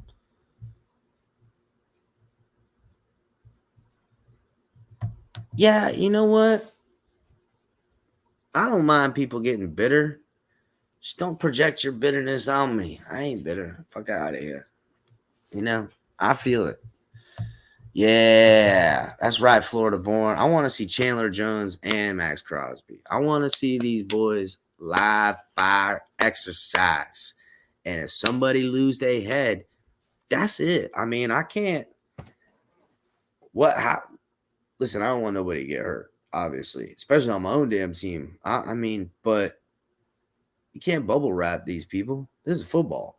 What good? Okay, so they get injured in week 1. Oh, what the fuck? You know what I'm saying? Like, damn, dude, just give me something. Something. Make it happen. Stop playing around. Tired of it. You know, I want to see this defense too up against like Darren Waller and Devontae Adams. Honestly, and I'll be watching the Raiders pretty closely because thank God this is a year we didn't draw the Raiders. I know we always give them a good fight. We've owned the Raiders. Not as good as we've owned the Chargers. The fucking Chargers. I think they've only beaten us like 3 or 4 times in the last 25 years. But you know, I want to see what that Raiders offense looks like because that's going to be a good-ass offense. And I want to see that good offense against what I believe to be the best defense potentially in the NFL. Is definitely going to be in the conversation when the conversation starts happening about who's the hardest defense in the NFL. Everyone's going to have the Dolphins in that list. No one's going to question it. It's going to be a certainty. And they're going to be wondering and looking at this football team going, damn, they got literally different levels of fucking – they got a defensive tackle who could be a Pro Bowler and Christian Wilkins. They got a linebacker who could be a Pro Bowler and Jalen Phillips. They got a DB that is definitely a Pro Bowler, and they got a friggin' corner that I mean, that's what I want. I want them to go, damn, we can't put all these Dolphins in the Pro Bowl. There's just too many of them on defense. And we know that Tyreek Hill is going to be in the talk of, along with hopefully Jalen Waddle and God willing Tua as far as Pro Bowl, all pro. Give me some. I needs that. Make it happen. Make sure everybody hitting that like button, please. I'm gonna try to find another video real quick.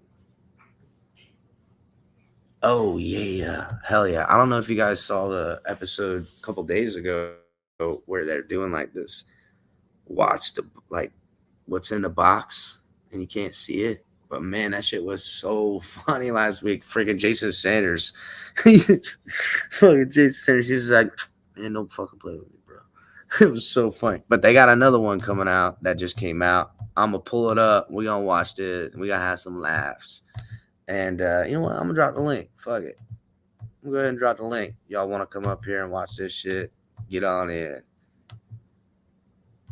Shit's so funny. I'm going to pull it up. It's hilarious, bro. All right, let's get it in.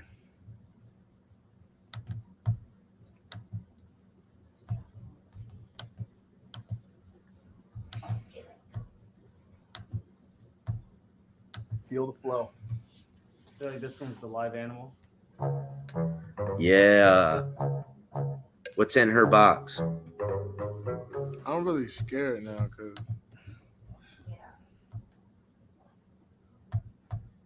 that makes me nervous every time. Oh, it's cold. Ah. Oh, let me get these guys up here. What's up, Irvin? We got CT. What's up, CT?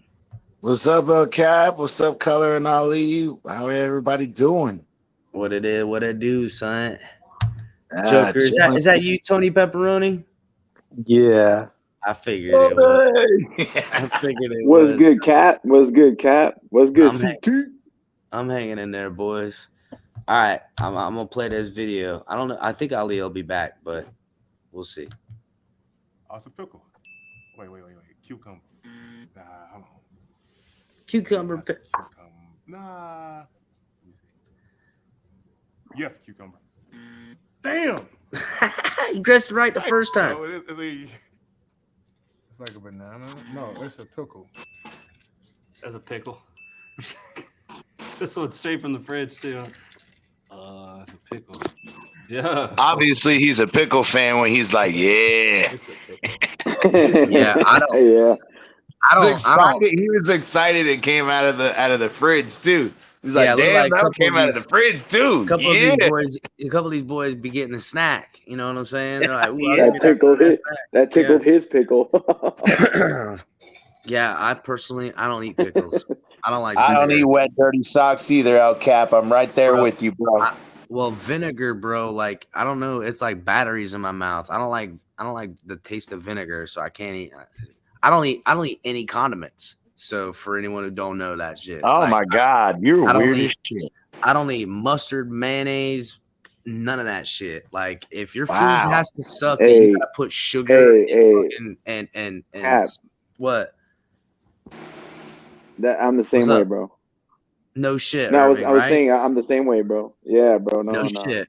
Yeah. What is wrong with you? Is it a texture thing or? Yeah, it's texture and it's okay. Like whatever. Like I've had ketchup, but like you put ketchup on something. That's only thing I can taste when I'm eating it. I don't want to taste that shit. I want to taste everything else. No, I agree, but damn, man, like.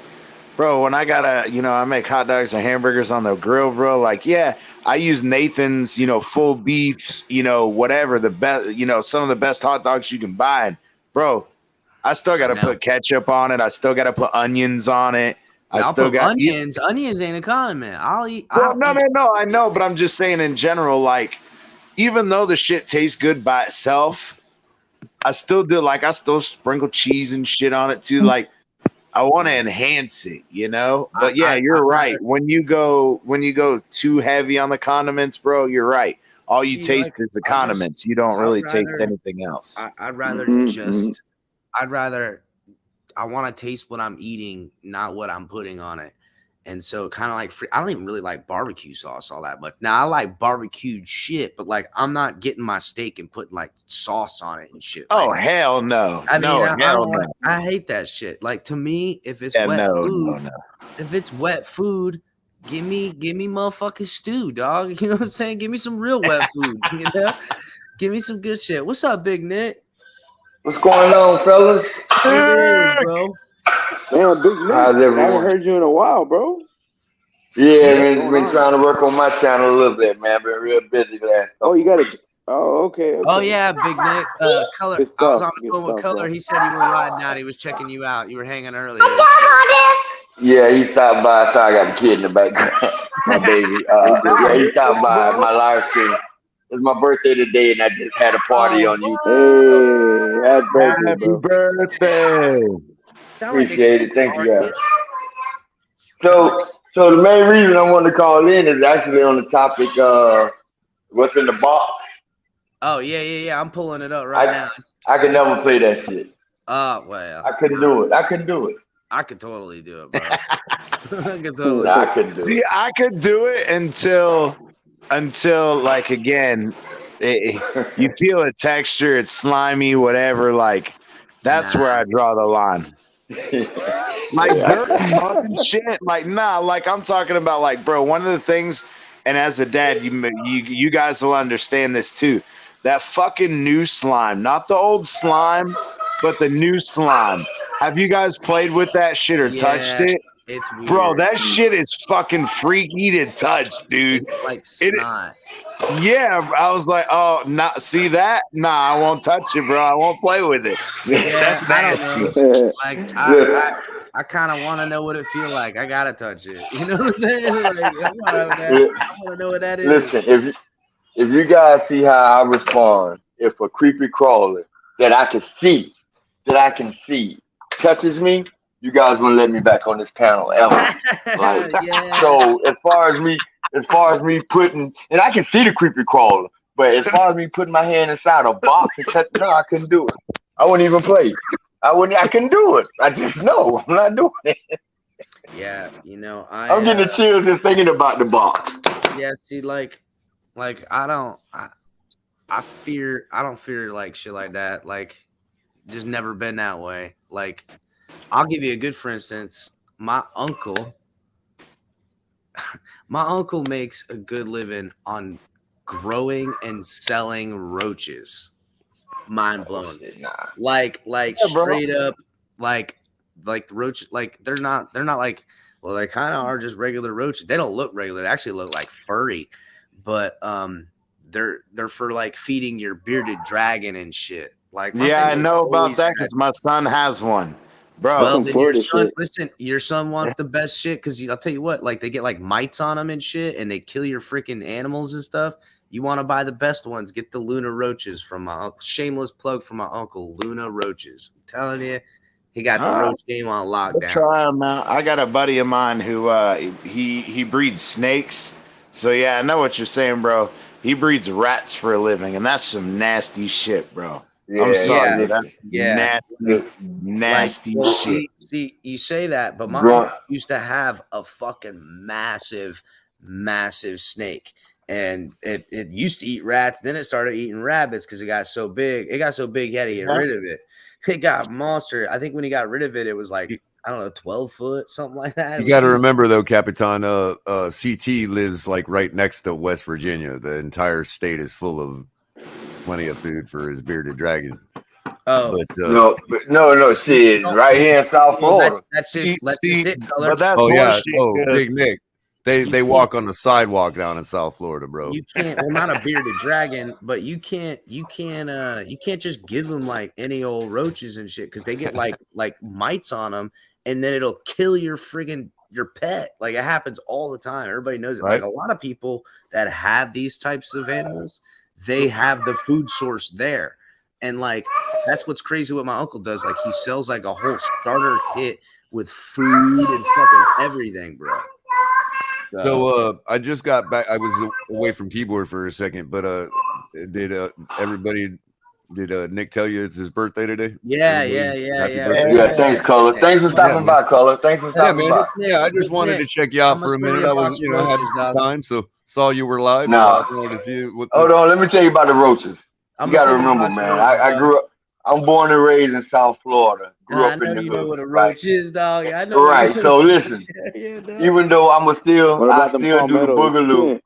Yeah. I still do the boogaloo. I still do the boogaloo for roach and hit that bitch across the room, though. I'm not gonna die.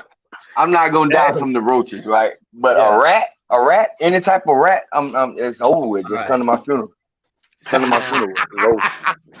Now, there's fucking street rats because ain't nothing nastier than a street rat. Let's be real.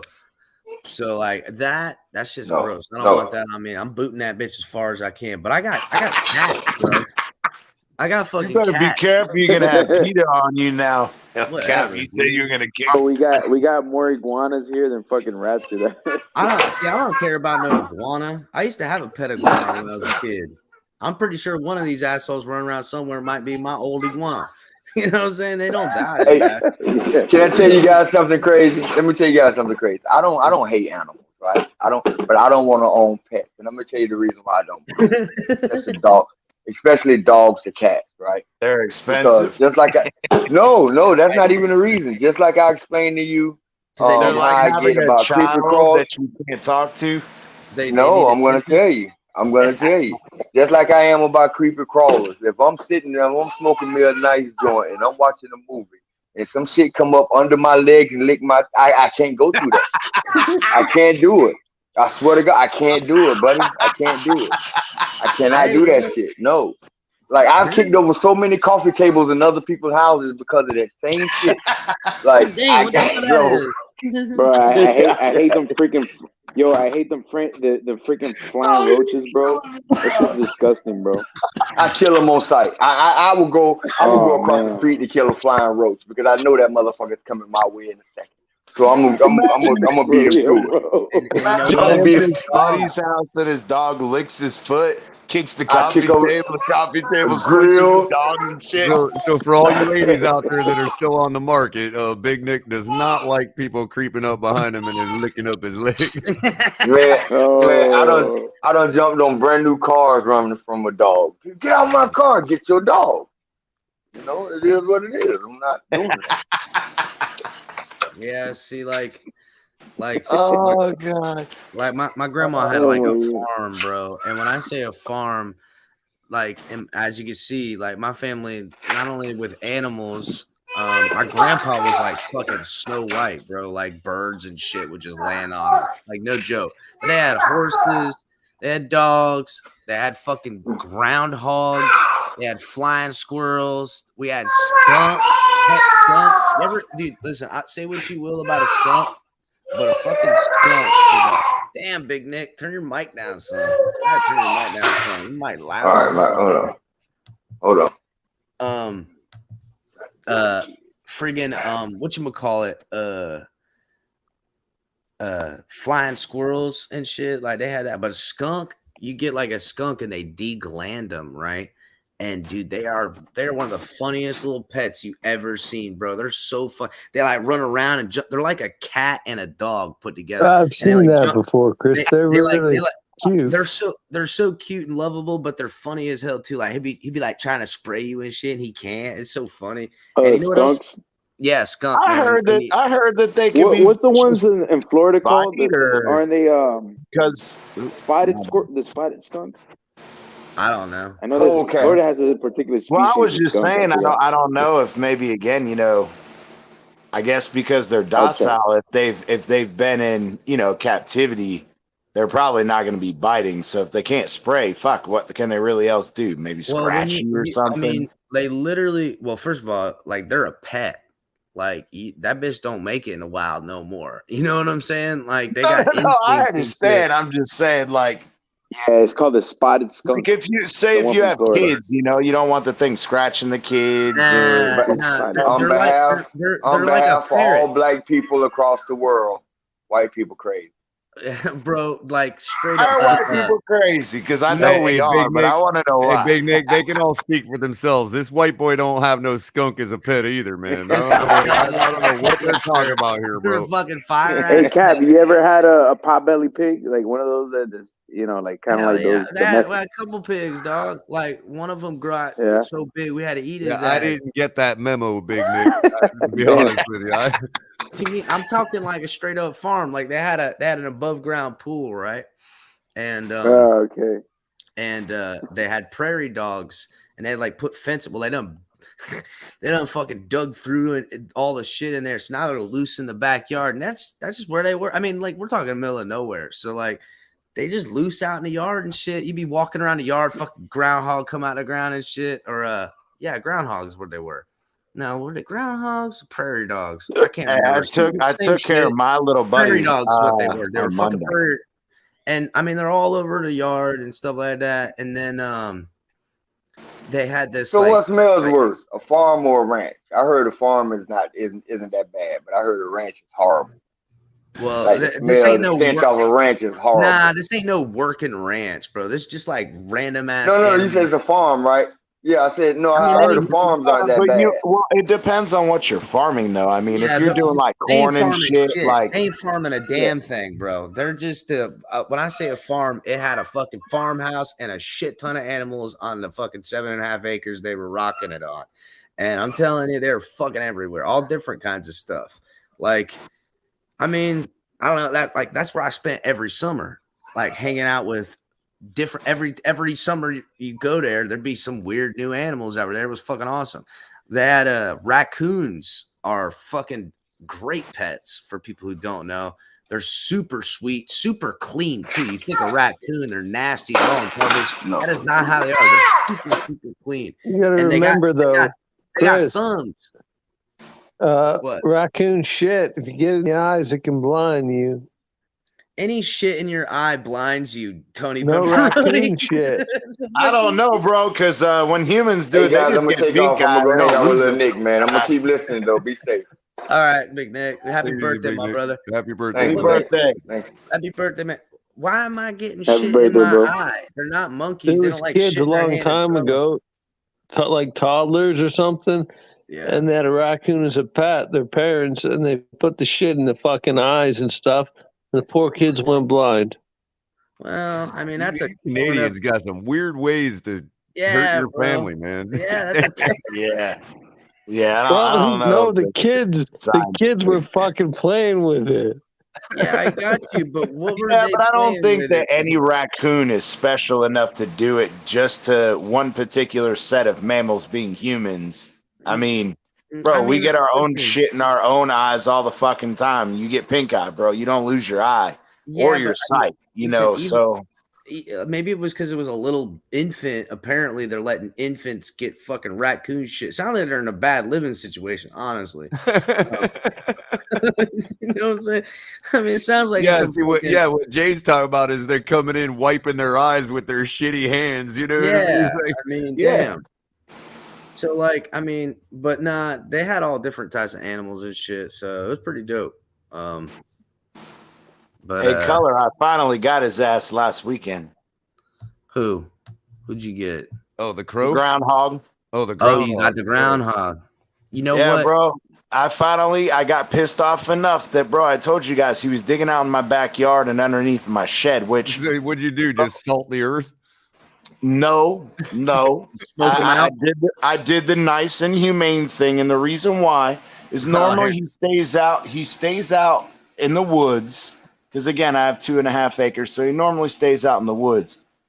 And then he started digging under my back deck. And I called that shit. No, that's it. You're too close for comfort. I done warned you. I've yelled at you. You almost lost an arm building that deck, man. You can't. Yeah, you did. That deck is your fucking baby, dog. Yeah, bro. Once I saw that, I was like, I'm fucking done. I went out. No, I did the humane thing. I talked to, because, I have an exterminating company, and they were like, yeah, we can come out and place a trap. It's going to be $75, $50 to relocate. It's like $125. I said, fuck that. I'm just shooting him. And he was like, yeah, go ahead. He's like, just do it nicely. Get a can of green beans and chop up some squash. Throw it on a paper plate. Throw it next to the hole. He's going to go chow down and take care of him. So I threw it out there, took my 22, sat on that back deck, and just waited. Nope, I'm sorry. You humanely shot him? That's some of mice and men That's shit not right humane. there, man. You know what, can you bro? see it, Lenny? Can you Listen. see the farm? Can you Listen, see the CT, rabbits, Lenny? CT, Right there beyond the river, future- Lenny. It's for like, future- damn, man. Just pop him in the back of the head. For future reference, you can get menthol, like mint and shit like that, and like you put a little bit of vinegar and mint, and you put it in like a solution, like a bottle, and spray it all over your place. Motherfucker will leave, dude. He won't ever come back. Moles too, because they use their nose under the ground, obviously, and it fucks them up. Their nose is sensitive. Lemongrass, which probably don't grow up there, but mint, like you grow mint. Man, you can make lemongrass and mint are some champed out plants. They also get rid of ticks, dude. Oh yeah, but no, I wasn't worried about that. The Rosemary, thing too. is, in all reality, there's a bunch of them. I live in the woods, dude. Hey, listen, And at this point, once they're starting to get too close to the house, bro, once they get to the house and you're gonna cause damage to my house, bro, that's when it's over, bro. It's over. There ain't no, I'm sorry. there ain't no It's difference. over. This is, it's the way Somehow things- I'm picturing Bill Murray in a soldier Cliff outfit. asked- I've been going. I've been going after this fucker for like 2 months. But again, I wanted to do it humanely and all, because I have my guns locked up in my safe, and so when I see him, I got to try to sneak out to my man cave. Now I got my handgun in my safe by my Yeah, but you my ain't. dresser, but I mean, let's be real. You ain't pistoling a fucking animal out there like that. That's hard as shit. And that's what I was saying. So I would have to go out to the man cave and grab the 22. I have the scope on it, and it's dialed in. I let all of my boys use it for fun, so it's always dialed in. But by the time I get out there and come back, the fucker's gone. So it's just like this constant battle with him of trying to get him. And I didn't really want to bait him out. But once he got close to the deck, bro, and started digging up under that front step, I was like, nope, that's it. Done. Sorry. So Cliff asked earlier, what did raccoons eat? Raccoons eat fucking everything, bro. They eat garbage. So, like, you just make sure you give them healthy shit. Like, yeah, they really love KFC. They love anything, first of all, but you got to watch them because they're fucking raccoons, and they're not. People think raccoons are like more like a ferret or something. They're not. They're more like a bear. They are actually weasels. They're bears, just like weasels. Yeah, yeah, they're a bear.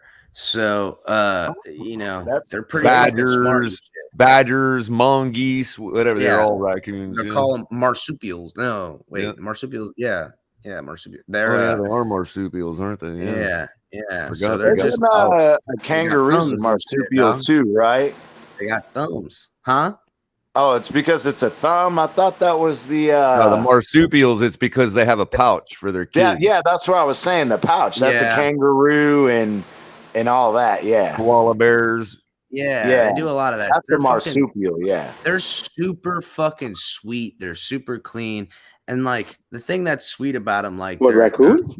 Yeah, they're super sweet, and they like Really? they like. Oh man, they're so nice. When they're domesticated, I know they make great but, like, pets. they'll like clean their food and try to give it to you. They're trying to share some food. Like you already ate, you done gave him his green beans and whatever shit. He's over there cleaning it, come over to you and get on your lap. Like, hey man, want some of this shit? It's just pretty good. You're like, nah, man, you go ahead and eat your Yeah, shit. he's like, this is how you earth, motherfuckers. This is how you earth, right? No, bro. They're doofuses, You want bro. some of this? I picked up some of this over there in that garbage can. You want to check it out? See, just like El Cap, I done smoked, and now I'm fucking. You brought up the kangaroo thing, and I don't know if y'all have seen this shit on YouTube, but the guy who gets his ass whooped by the fucking kangaroo. Oh no!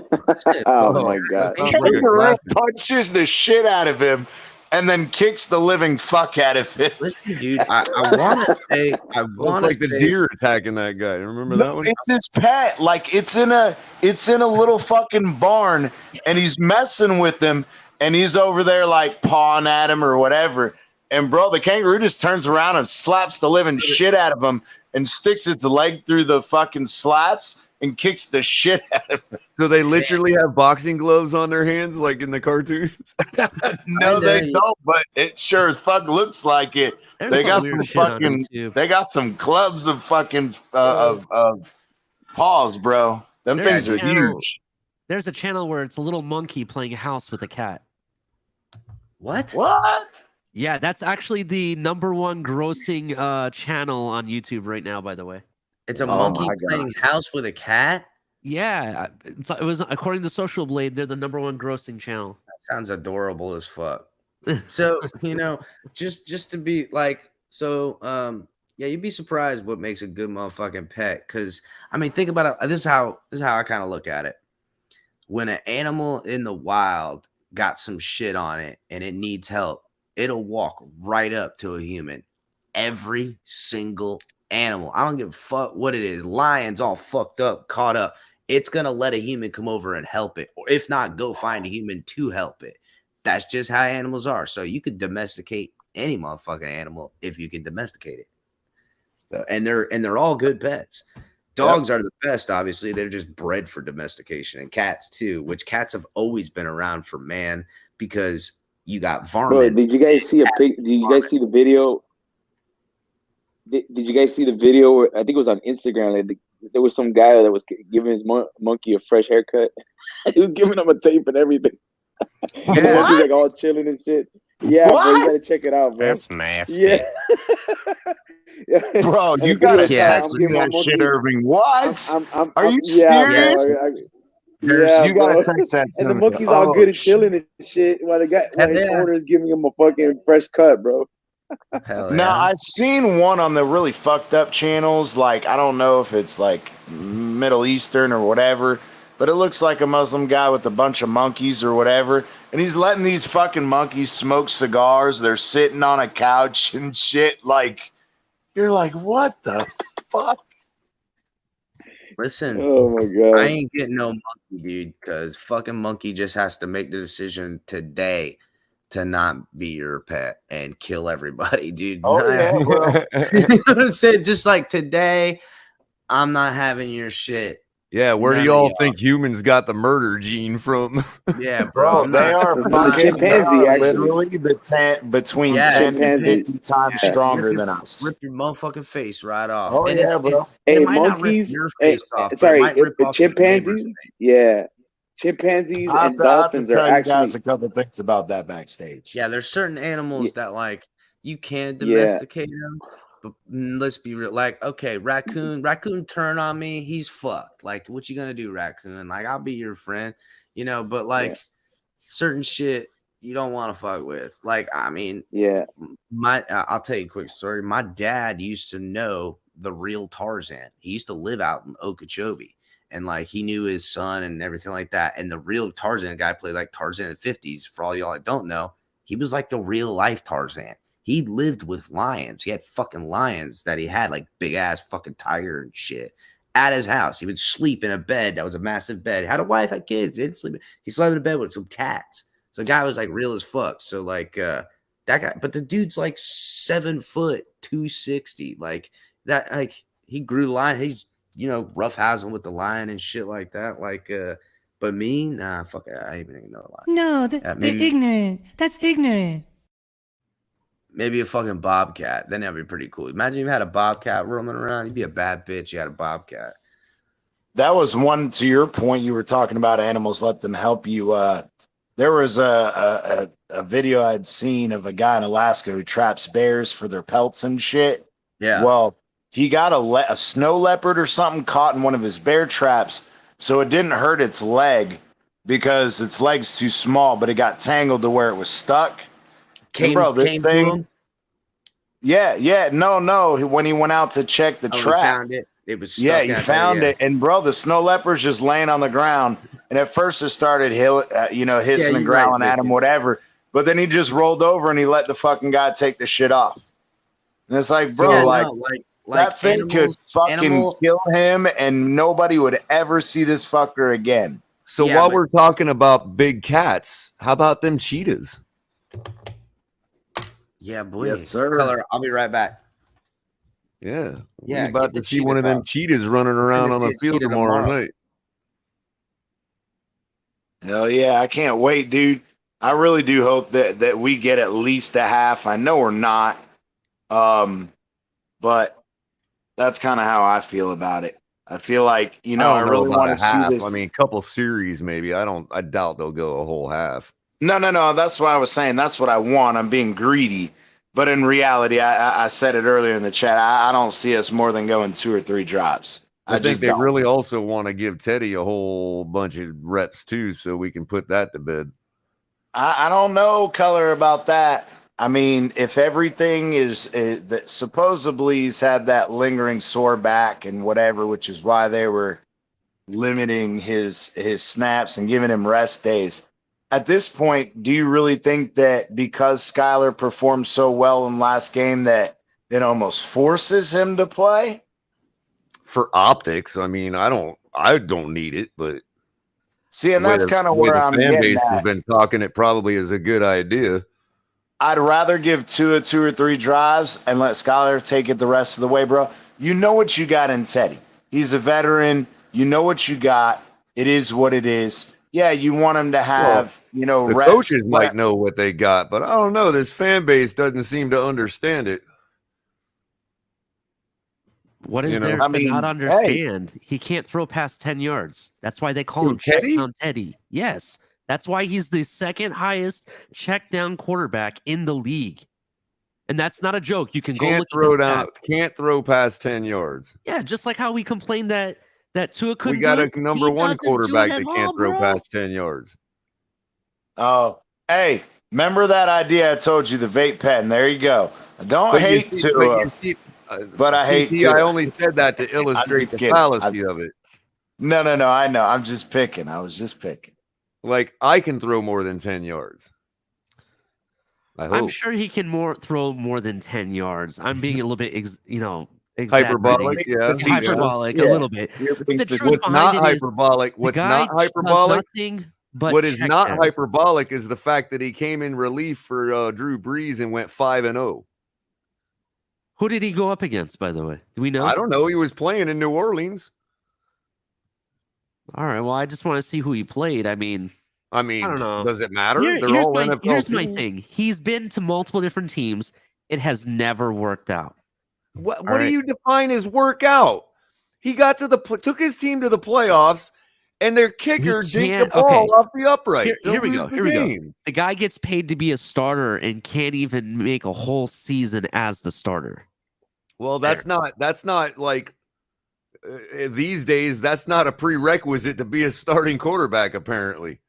Well, for me, it hasn't worked out anywhere else. And remember, we're talking worked out though, but you're talking about working out as a starter. Okay, Are we going back to the starting argument again? No, because no. Okay, let me finish a sentence before you start. Sure. Moving around the agenda here. All right. Not agenda, Go but that's ahead. the wrong word. I'm sorry. I meant to say what you're trying to say. What I'm trying to say is that as of right now, based on what I have seen in the last preseason game, I have seen more of what I want to see in a quarterback in Skylar than I have seen in Teddy's career. Right. That's my Teddy's opinion. not the starter. That's my eyes. I understand, and I'm not arguing about starters because I'm not really saying that's so what's a the prerequisite. job of a backup quarterback? To be ready to be the starter. To be And honest, to also what else? I don't know. That's a matter of opinion. Well, do you think that they just wear a headset so they're in on the conversation and they know what plays are called in? That's why you're always ready. In the event something happens to your starting QB, you can fill in and execute at either at exact or a close enough level to be formidable. Right. All right. So if there's something on the field, that's what the job criteria of a backup is. Now, right. So if there's Sorry. something on the field that the backup notices and he can relay it to the quarterback, do you think that an experienced person, an experienced quarterback, would be less or more likely to pick out something that he notices that the main quarterback didn't and be able to relay that to him? Or do you think it'd be a rookie who's never taken a snap in the NFL to be able to find those things and say, hey, Tua, did you notice this happening in the defense? Yeah, I understand what you're saying, Color. For me, it's more of he doesn't look downfield very often.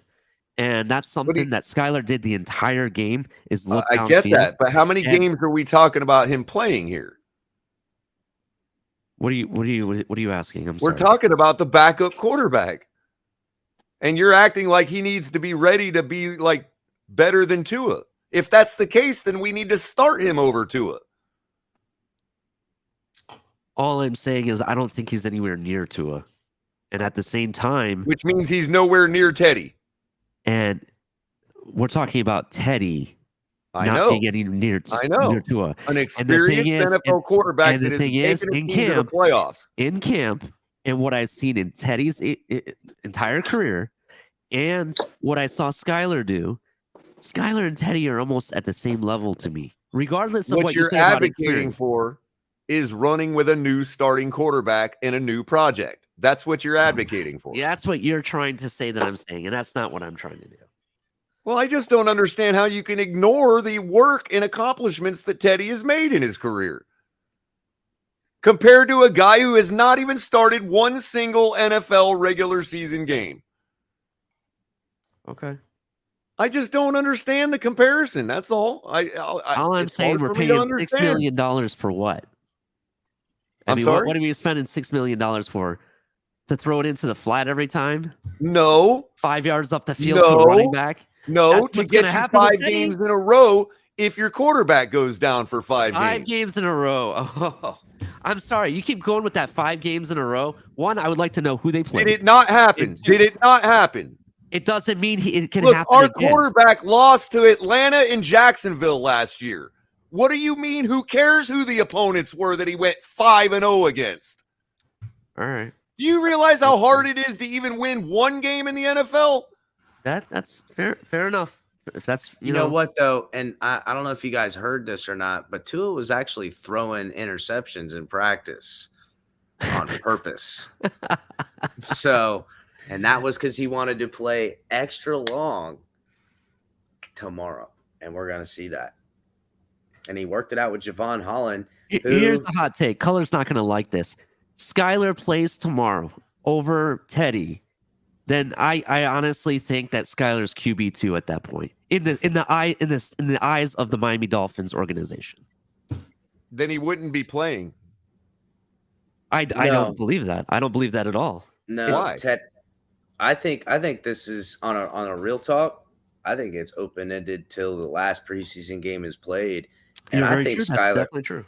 I think Skylar is really giving him something to consider with this situation.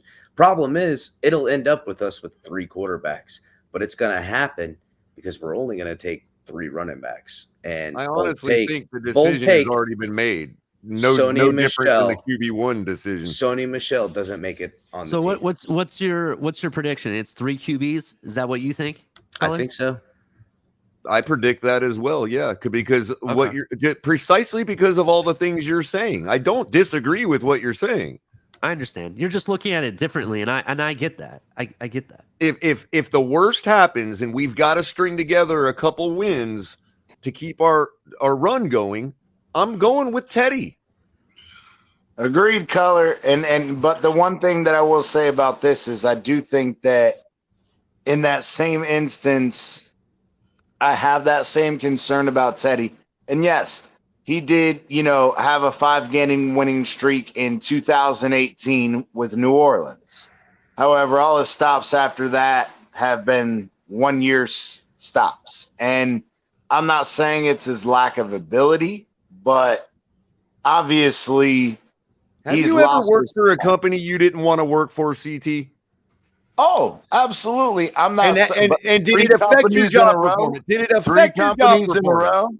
You know what? Or did it not affect your job performance? Color, you know how I feel about Teddy, and that he's a serviceable guy and infamous here in South Florida as far as Teddy Two Gloves being the man with the plug-in. But wait, just the wait. reason I'm not letting Ali get away with that is because he makes the same argument for Lamar Jackson, who hasn't done shit in the last 3 years. But we all point back to his MVP season and say that's his potential. Yeah, but and we accuse him by saying he's not I don't want Lamar Jackson either. That's MVP, bro. I get it. But that was 3 years ago. I got that, but I mean, you act like he's been bad this whole time. I would just say last year was his hiccup year, and depending on the way the money works out, I would say we're willing to excuse him because we know he's not happy in Baltimore.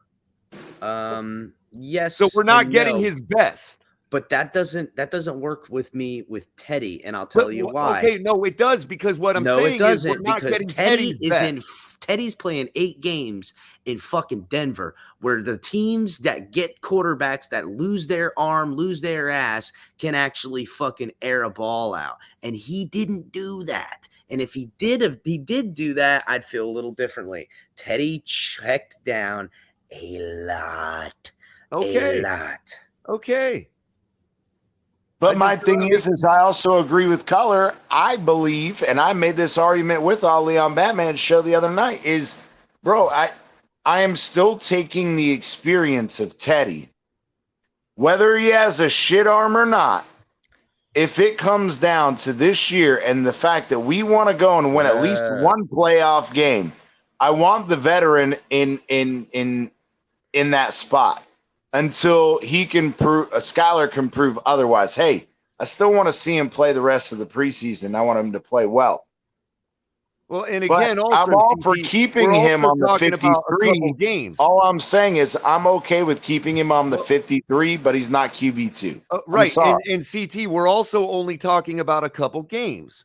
If you're telling me that the absolute worst happens and we've got to roll with somebody else for the entire season, then yeah. Skylar should be the quasi QB2. You should keep Teddy on the headset at that point and roll with your rookie. If you're talking about having to go wait now, Color. I would use that exact opposite logic to say that you would want to keep Teddy over Skylar if that was who you're going to roll the whole season with. No, because you might be in a position where you can't afford to drop a loss. Yeah, which is why you would want a veteran to facilitate the offense. To play. Yes. But if you've got time, if you know you've gotten 10 games left and you might be able to drop a couple of those and still be in it, then roll with Skylar and keep Teddy on the headset. I kind of agree with that. I think at that point, because I guess I'm kind of liking it. I'm not gonna lie. His job is the headset. He's QB2. His job is the headset. If Skylar could do the headset job, then I'd be with you guys on this. But he has no experience. Yep, agreed. Okay. All right. See, now this is smart. Because I think what he said is exactly I've made that right. Point several times, but everybody just ignores it. But how about if this? It's game and a half. Does Tua need Teddy to have the headset job? Maybe. Or because if that's the case, then I feel like we're doing Skylar a disservice. And that tells me Skylar, as what you say, is better than everybody then at that That's point. what I'm trying to say. Color is undefeated. Well, Color is saying that Undefeated, bro. Skylar is Undefeated. better than everybody.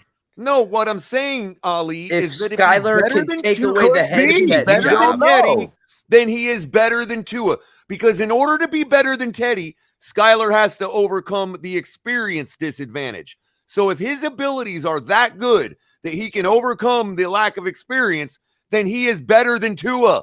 He's essentially saying that if I can not only take your job on the field, but I'm gonna take your headset job. Right. If I'm so good, then I might as well be the if I'm fucking so football good player. that the experience doesn't matter, Color, then I I'm think you're better than the starting quarterback. Color, in that equation, I think you're overvaluing the QB2's role in the headset.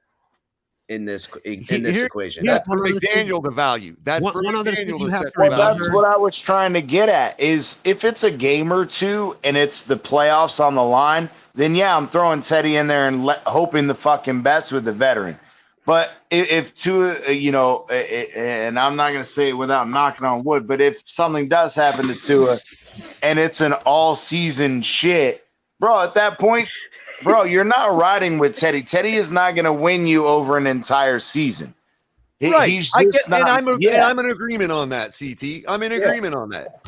Yeah. If it's all hell in a handbasket, then go with Skylar and keep Teddy on the headset. There's one other thing that we have to remember. Skylar came from a college system that's almost exactly what we're trying to do here in Miami. It's exactly, not almost. It is exactly. And that's what I think gives him a leg up over Teddy, because there's no learning curve of the scheme and system itself, is what I'm trying It's to just the terminology, yeah. But it's not just that's that. apparent It's to not all just of that the QB2 provides you. The QB2 is sitting there on the sideline watching the game. He can see QB2 things can tell that you Tua might things. not be able to see, and that a rookie quarterback with no experience might not be able to see. Here's the bigger question: who is Tua more comfortable in that conversation with? Is it Teddy and him giving him the information? Is Teddy even able to give him better information than Skylar can give? Is that what responds better for Tua in this situation? Really, those are the nitty-gritty listen details. to the coaches, not the. No, I got you, but it doesn't matter. Everyone's on that headset line. Is it Teddy that says, Tua, make sure to watch so-and-so on this route? He jumped it last time in this game. Or does Skylar say that to him? Now, it's going to be hard to equate that because Skylar does have an advantage knowing the offense, but Teddy is the veteran knowing the players on the game. And Vaughn, I think you need to rewind the show. We didn't actually say Tua. No. I'm about to address that, Ali. And just to clarify, I was only making an if-then statement. I wasn't saying for fact that Skylar is better than Tua. I was making an if-then statement. If he is better, if his skill level is enough to overcome the experience disadvantage that Teddy has over him, okay, then he has to be better than Tua, because the window between the two is only so slim. It's like just about experience. So if Skylar's skills are so good that he can overcome that experience disadvantage, then he would by default have to be better than Tua. That's all I was saying. It's an if-then statement. It wasn't to say that he actually is better than Tua. What's happening, Mark? I was just, I was listening to you folks, and I think it's a great discussion, because I think Teddy's an adequate bridge quarterback, and I honestly think with the roster that you have, that if it's a short-term thing, then yeah, he should play. He should be on the roster, and I think you should roster 3 quarterbacks and develop Skylar. Because let's assume that things go well for the Dolphins. It's an 11-win season. You're a 5 seed in the playoffs, and you've got to have a backup quarterback for next year, because we're assuming at an 11-win season and a playoff berth, Tua's going to be QB1 and probably get a new contract not after next year, but after the year after that. And you need a cost-controlled backup, considering where the cap space is going in 2023. So if this kid can play, and it looks like he can to me, and to be honest with you, I was talking on TD show the other day, and I think the way what happened with the COVID issue knocked a lot of guys' draft position down. So I think Skyler was more like a fourth round pick, or fifth round worst case from a potential standpoint. So I think he's, everybody says, well, yeah, he's a 7th round draft pick. I can't look at him that way. I see him as like a 4th round pick from a talent standpoint. And that's fair enough. But 4th round picks don't win national championships or college championships. Real quick, I want to get to a question in chat, but before I do, I want to do the rundown real quick. Make sure everybody's hitting the like button. If you're watching from Facebook, Twitch, and Twitter, come over here to YouTube, subscribe to the network, hit the like button, check out all the great content. Tonk 17 in my Tuesdays, live around 9. You got Color doing some co-hosting with him, and catch Color also on Thursdays. Tomorrow night, you guys will catch Late Night Exhale with Ali. You got me, El Capitan, every other night of the week. Cash App, Venmo, support the show. Super Chat is live, guys. Support the show. Donate. Fanatics link is in the description as long to get all your good stuff, any gear, any team you want to root for, baseball, anything like that. Also, Backroom Collections link is in the description, as well as getting yourself some gear. And I ordered my you ordered your flag. Yeah, I ordered my flag color. You got to get yours now. Man, I got to get mine. While I'm on stream, you don't have the purple one in the merch yet, do you? This is the old school purple, dog. This is discontinued. That's one of a kind. That's the original of the original, bro.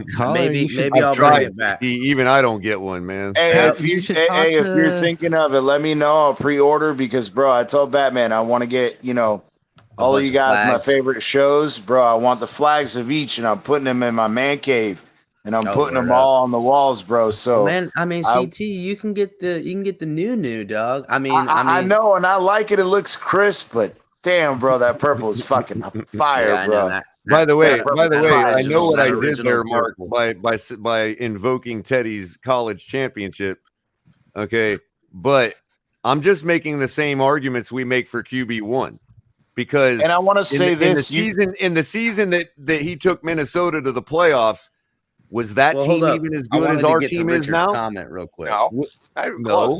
Their defense was really good that season, actually. Not even close. Hold on, real quick, guys. Now, not even close. Richard, I talked about it earlier. They Waddle jammed his finger. They've been holding him out. He's fine. They showed his hands. That's much better. I heard. Yeah, he just jammed his finger, and they're just being smart with it. Usually for me, it was always about 4 or 5 days of soreness. Yep, that's all. You just got to pop that knuckle. Once you pop that knuckle, it all goes away, and it's fine. Yeah. By rostering Skyler and letting him practice, letting him do scout team. Now what you have is Tua's QB1. And next year, you've got an $890,000 backup quarterback, and that's gold from a cap space standpoint. Yeah, but the question is, and I brought this up the other day, we approximately, which we don't know the exact numbers on Mackenzie Alexander, but we had $24 million prior to his signing. Even if we trade or get rid of Teddy, it's 26. Say it's 26. What the fuck are we actually going to do with it? And that's what frustrates me. Actually, you're going to apply it to next year's scenario where you're but it doesn't. Over. Yeah, the problem is he keeps Greer's done that multiple times, and he rolls it over, but it doesn't ever end up being a benefit for us because we're still ending up having to do the same shit over and over and over. And obviously that means that you can't keep your cap under control or make, decisions that are going to put you ahead of the 8 ball, because at this point you can't fucking blame Tannenbaum anymore. You can't blame Ireland anymore. Bro, Greer's been here for 3 years. He's dealing, or he's been the champ for 3 years. Bro, he's got to get this shit under control, bro. I got a trade scenario. What I want to see what you guys think. Gesecki and Teddy to Chicago for Roquan Smith. Would you yeah. make that offer In a heartbeat. All day, every day. I made the All day, trade every day. offer already, man. I'm just waiting. Forget to hear everything back. I just said about Teddy. I'd do it in a heartbeat. Yeah, I can't. I couldn't. He just No, backed because the bus up with because that the one. Bears, I forget who the Bears backup quarterback. Trevor Siemian. So you get Siemian back in the trade. He's your experienced backup. Can probably win you a game or two with the roster in place. You get Gesecki, who's going to be leaving at the end of the year anyway. So you're going to get more than 90 cents on the dollar, and you fill the middle linebacker gap that's there. And maybe you can even move Baker, who I think is kind of a weak spot, in my opinion. Agreed. We've had that conversation, but fuck that, bro. I don't want Simeon. He can stay there. Fuck that bullshit. Yeah. Just play Skyler. At that point, fuck it. Just play Skyler, bro. Yeah. Now, other than quarterback, who knows gets cut that you might get lucky with too. You might find somebody gets cut off there, and you go, oh, no, that's not bad for a backup situation as well. So, well, not even that, bro. That fucking Minnesota has 3 fucking starting caliber centers, and they're all battling the fuck out with. I need that. I've been watching that very closely. CT. We've been talking about that for a couple of when people were crying about JC Treader, I'm thinking, nah, I'll be getting me one of these young guys from Minnesota to come over here. The other team is right now Arizona. Arizona also has a center too. Arizona has a backup center that's been fighting. Yeah, and you know who else? There's I think Chicago has 3 centers as well. Yep, correct. Yeah, but they all suck. Yeah, that's the only problem. Well, but then again, and that's the I thing. don't know what's going on in Chicago, bro. And that's the thing about Minnesota is the guy that they cut is probably actually a starter on most other teams. They have a really good offensive line program. And Arizona, supposedly, that fucking young guy they brought in, he's in year 3 now. Bro, he's pushing the fucking established starter there for like the last 6 years. Mm-hmm. And they are battling it out. Yeah, I need something. I forgot which article or which writer had put it out, but they had brought up, possibilities at depth at cornerback, linebacker, offensive line, and all that. And that was one name that popped up on his list. I was like, holy shit. Yeah, move Gesecki for one of the centers. You're going to actually save money man. Gesecki needs to go. Gesecki as a starter needs to bring in a fucking real starter. And at my point, Roquan, send in Roquan and Teddy over there for Gesecki and Teddy over there for Roquan. Fuck that. That solidifies the defense, bro. Bro, getting a Landon Roberts out of the fucking middle solidifies this run defense. And I brought this shit up the other night. Bro, what do they fucking do to high explosive offenses? Teams run the fucking ball, own time of possession, and limit the other fucking quarterback's opportunities. And bro, if our run D sucks this year, bro, that's the fucking ticket to whooping our ass every game. That is the rumor. Like I said, as a Bills fan, that's how you stop Josh Allen. You just don't give him the ball. The problem is once we start putting points up in the third quarter, that time of possession is going to go way the other way on our favor. We hope. If you have, one of the things that I want to just go back in history to the Houston Oilers back at the run and shoot. They couldn't hold a lead for love nor money because they never, and they had running backs and they had a great offensive line, but they never ran the football, and they threw themselves out of. I thought to your point, Mark. It was precisely that scheme that has suffered the worst comeback loss in NFL history. Well, I wasn't even going to address that. No. It was Houston. It was Houston versus Buffalo when Frank Reich brought them back from like a 30-point deficit. Yeah. In the third quarter. Yep. And they couldn't run the football. And all of a sudden, that game swung like a tidal wave. And you've got to be able to run the football, which is why I keep addressing the issue with get more offensive linemen now on this Dolphin roster. Yep. Hey, Captain, did you see who made the top 5 on Schrager's list for Take a Chance on Me? I did. I seen that. Well, it was actually top like 8 or something like that. But No, yeah, he was number 5. He was number 5.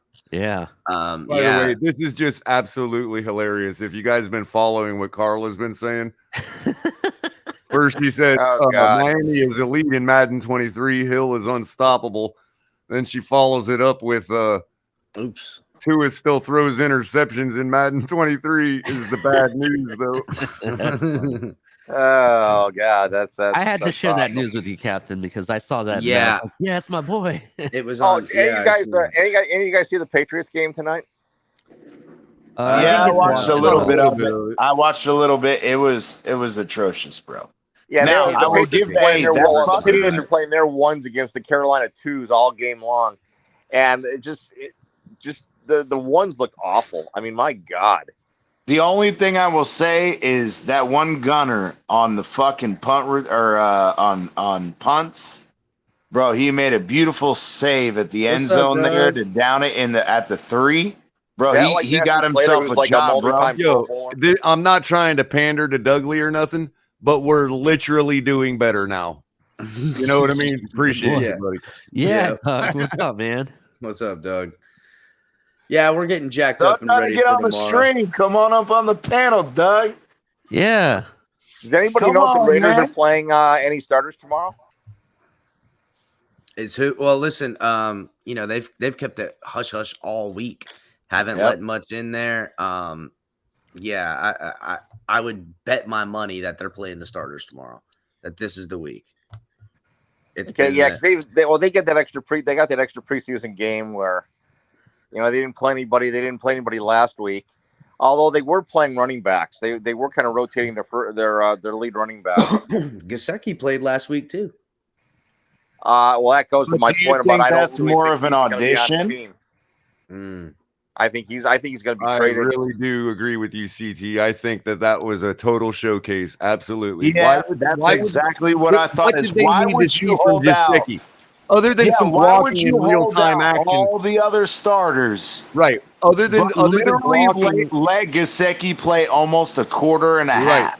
Other than blocking a new scheme in live action, what did they really need to see from Gesecki that he's starting?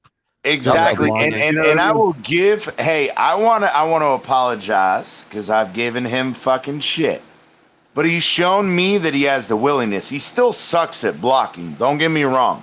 Yeah, but I will give it to him. It was his best effort to date. Like exactly, and that's where I stand corrected. I gave him shit. I called him a pussy. I told him he doesn't like contact because he tries to jump over people instead of running over them, or he runs out of bounds. But I stand corrected. He's willing. He just sucks at it. So, I've read some things about Hunter Long's blocking. Can anybody tell me if Hunter Long is blocking well or doing badly in that area? You know, Hunter Long supposedly is doing really great blocking. The problem is he doesn't have. He's not. Yeah, that's the thing. Is they're still using Gesecki in the passing game because it's more beneficial to them because he has much more experience. Yeah. So I want to do some play evaluation here, like we do all the time with Tua, and this is mainly to illustrate that I can do the same thing. This ain't about Tua.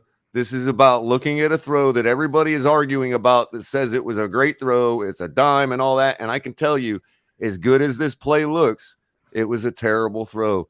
Yes, the ball landed on a dime, but it was a terrible throw. And just like I do for our quarterback, I'm going to show you all right now that I can do this for other quarterbacks too, because I really don't want to nitpick my quarterback anymore. It's the season right now. And I'm a Dolphin fan. So let's talk about why this dime by Mac Jones is actually a terrible throw. Let's all see right, I'm gonna play it in real time first. Let it play out. All the teammates that showed up for you, what did that mean to you? Oh, hold on, Color. Put that. Yeah, get that audio. Oops, sorry, I didn't mean to touch that. Boy, it sure does look the part, doesn't it? It sure does look the part. We didn't see it. Start. Yeah, let it play again.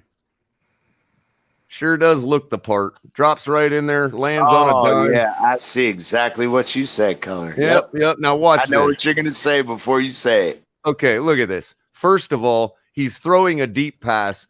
Look at his lead leg and how not far it is out, like how little he steps into this throw.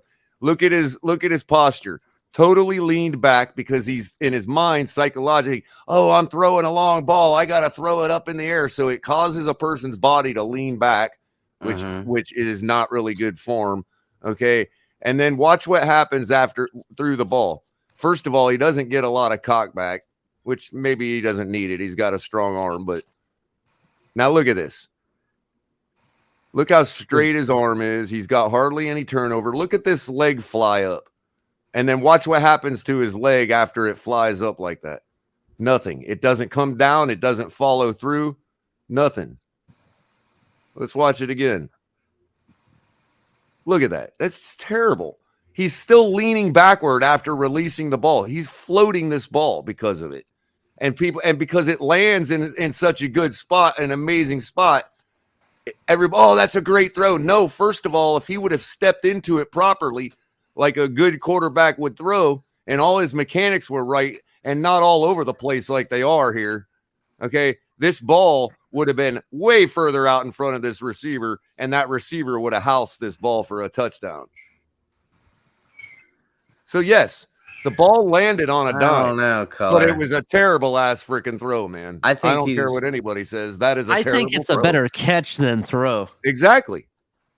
Because if you look at it, it almost looks like it was maybe underthrown because I don't know. In the past, Capitan, I've said, "Hey, look, this is a good placement or whatever." But then I went back and said, "This is why it's a bad throw."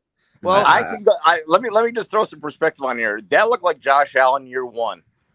Yeah, terrible technique. Just except that Josh Allen year one, the ball would have been in the stands in the end zone. You know what I mean? Yeah, because Josh Allen had to fucking flick that wrist. Yeah, it would have gone. Yeah, but you got to remember, you got to see him. I don't know if you watched him in his first year, but his technique was just god awful. If you go back and watch the replay again, if you watch the replay again, it almost looks like the receiver purposely slowed down the defender as well. Of course, just so the ball would land in his hands properly. Of course, not only that, yes, but that if was you great notice, adjustment by the receiver. You're right, Ali. That was great adjustment by the receiver.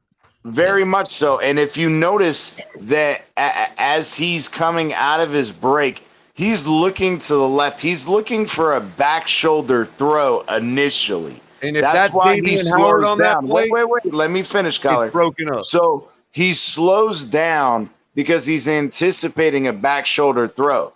The problem is he throws it and lobs it out in front of him. So he has to adjust mid-route to accelerate. And not only does he accelerate, but you can see where as he's turning from looking left to looking right back over his right shoulder, not only does he adjust, but he increases his speed just enough at that moment to get his arms out there and catch it.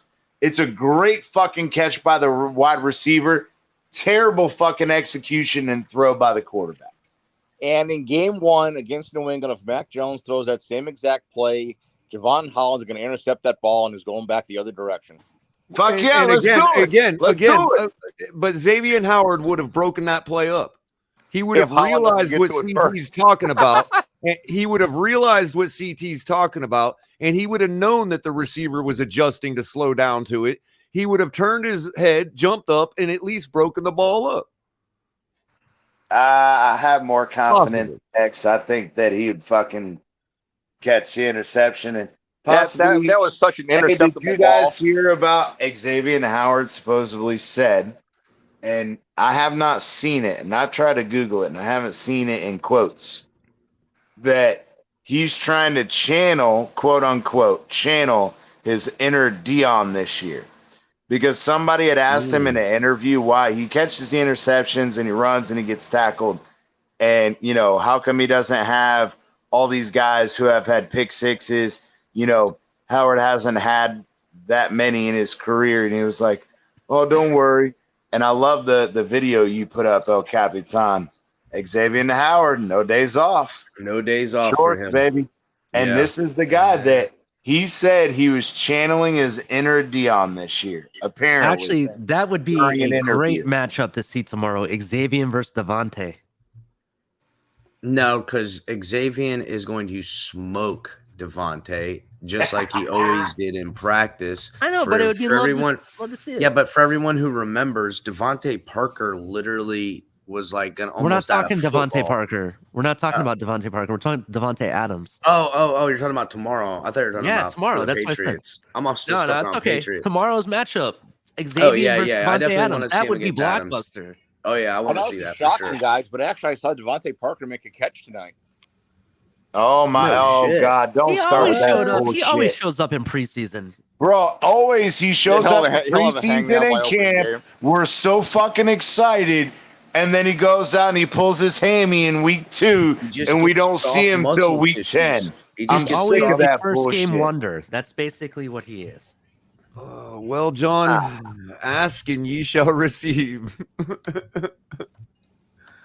It sounds like Color might be doing the pregame, and I might be doing the postgame. Hey, that'd be fucking awesome, man. I'll be sliding. It might come through. a little earlier than pregame, but maybe Cap will go right before the game for an hour. Yeah, maybe Color will hit it in I the don't know if early you guys day. noticed also tonight, Mac Jones was throwing high. His throws were high for the most part, on his down the seam throws.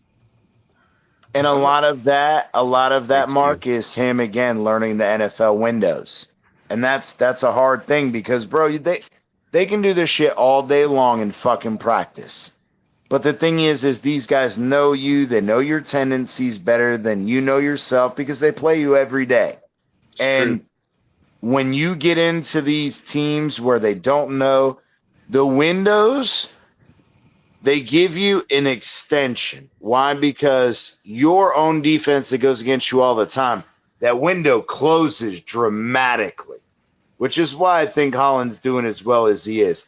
And Tua was tossing a couple up to Holland. Like I said, we know that to be a there fact. you go. Now. Yep. Facts. He was tossing them up to Holland because he found out last week when he played so good against the Bucks in practice that meant he didn't need preseason work. And Tua wants preseason work. He wants to play a half of football coming up. So he threw a couple of little soft eggs out there for Holland this week in practice. Oh, and to be honest with you, listening to the New England broadcasters, I wanted to shove a serrated butter knife in my ear. Well, listen, Mark, you know what it is. It's most broadcasters are New England broadcasters. It's like even when they're not calling a New England game, they're like, yeah, and then Bill Belichick, and it's like, dude, we're like this ain't even. They were going on and on about the Belichick succession plan about Joe Judge and That some bitch sideways and stick it straight up. You can do it. It's why I didn't even watch it because it makes me sick to my stomach. The only thing that irritates me more than that is listening to Chris Collinsworth just absolutely fucking gaggle all over and like a little. I am absolutely happy for Joe Judge to be the next coach of New England because if he shits the bed like he did in New York, we're good to fucking go, boys. You got to believe the Patriots are a fourth place team for the next decade. Oh yeah, bro. If Jets Joe be better Judge than they are. becomes their coach, forget it, bro. 4 years and then a reset. I want to see little Belichick Jr. fall on his face, so then I can watch Belichick sit on the sideline like And if disappointed. that was the Patriots, what did you say? What it was. That's that to me. I when I look at that, that's a 5-win team. that team just. I'm sorry. I don't know. Now that the Jets are running into troubles with their O lineman and their quarterback, I still think the Jets are going to sit in the doghouse for one more year. I actually watched the Jets YouTube stream the other day. They're pretty entertaining. They're saying Flacco is like got command of everything. We've got and looking exclusive good. footage of Belichick Jr. when asked why he cut his mullet off.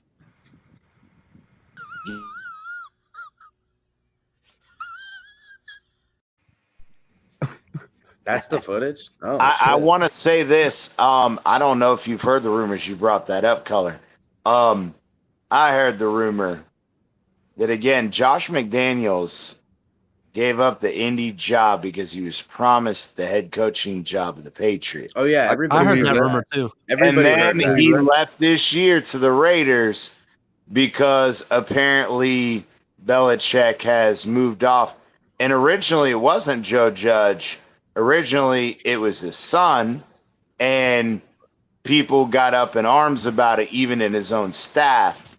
And then he changed it to he would hand it over to Joe Judge if he were to retire. I was gonna say, does anybody else get the thoughts of Commodus when they think about Belichick handing over the empire to his son? I knew exactly where you were going, bro. Totally. Well, that's why I kind of want to see it, because I want to see the absolute destruction fall of where they're gonna have to, like, they'll be like the Patriots used to be. Like, nobody even knew they were like a real franchise. And the fact is everybody will know it was fucking Tom Brady, not fucking Bill Belichick. Well, no, can you Tom imagine Brady that? plus a little bit of money greased on the wheels, dog. Let's be real. No. I'm not saying that. So, I'm saying overall. Ali, so if that's the case, Go ahead, Ali. Go ahead, Ali. In my opinion, I think this is actually setting up a Julius Caesar moment. Well, I was gonna say, with all the senators with the daggers dagging him. I was gonna say, if it's Commodus, then Joe Judge needs to like hide his car, hide his kids, hide his wife. You know what I mean? Yes, sir. yeah, that ain't no lie. I'll tell you, in my opinion, Belichick is a Hall of Fame defensive coordinator who lucked in to a quarterback that the most competitive person to walk the planet the last fucking 20 years. The Patriots, and the fact is why was he so dependent on offensive coordinators his entire fucking career? Because he doesn't know what the fuck he's doing. He even convinced fucking Josh McDaniels to not take the Indianapolis job with the promise of being the head coach of the fucking Patriots, then to turn around 2 years later and fuck him. It's bad. It really, it's just crazy, you gotta bro. Remember. And let's just factor in one other thing, guys. The Patriot dynasty was tied to the complete incompetence of the Bills, Jets, and Dolphins management and ownership. They were prime contributors because all three teams were trash during that 20-year run. That ain't no lie. I blame Tannenbaum. The Jets had a little bit there at one point. With their I think they had like 2 years where they were running. Excuse me. 08. Excuse me. Listen, I'm not gonna lie, Color. I'm gonna bring those up, but I'm being honest with myself. It's what I worry about that could happen this year. Honestly, is that no. You had brought up the Jets as the only shining light for a second. That's the only reason I brought up 08, bro. It's like, we're going to one division in that whole span.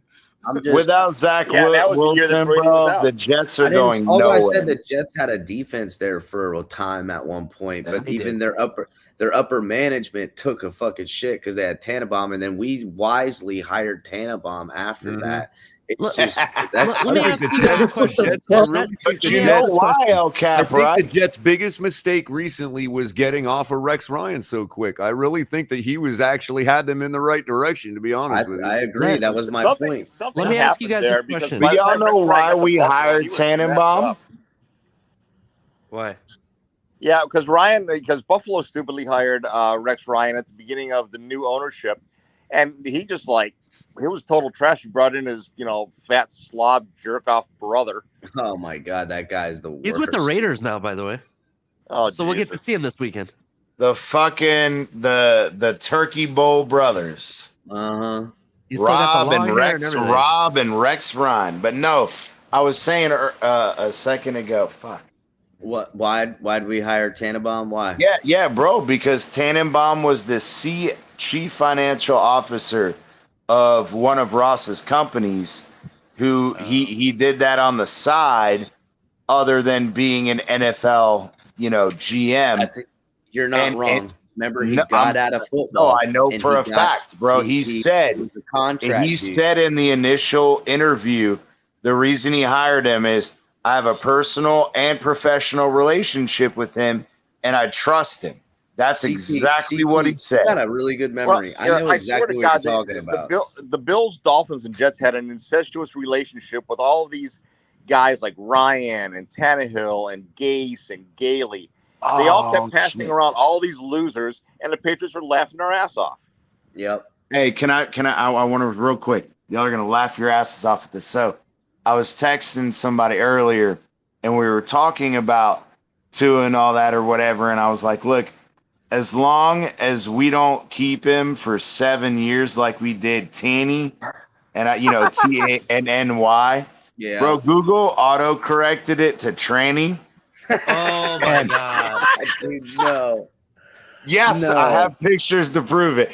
And wait. Google Color wants to and be I have politically exclusive correct. footage of that, by the way. What is Color. it? Let's see it. What's Color. the exclusive footage? What do I have exclusive footage You of? have the exclusive photo of what CT just described of Mr. Hill.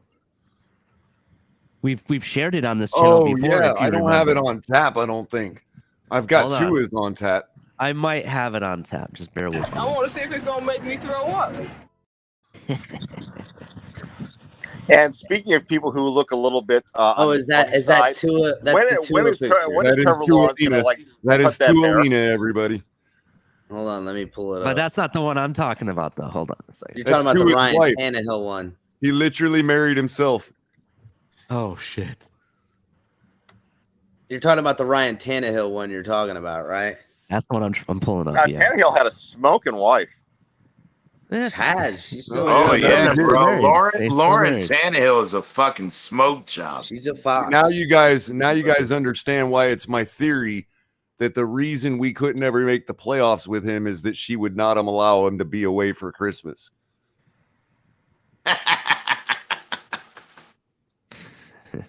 I'm thinking about the year where we had 3 games left.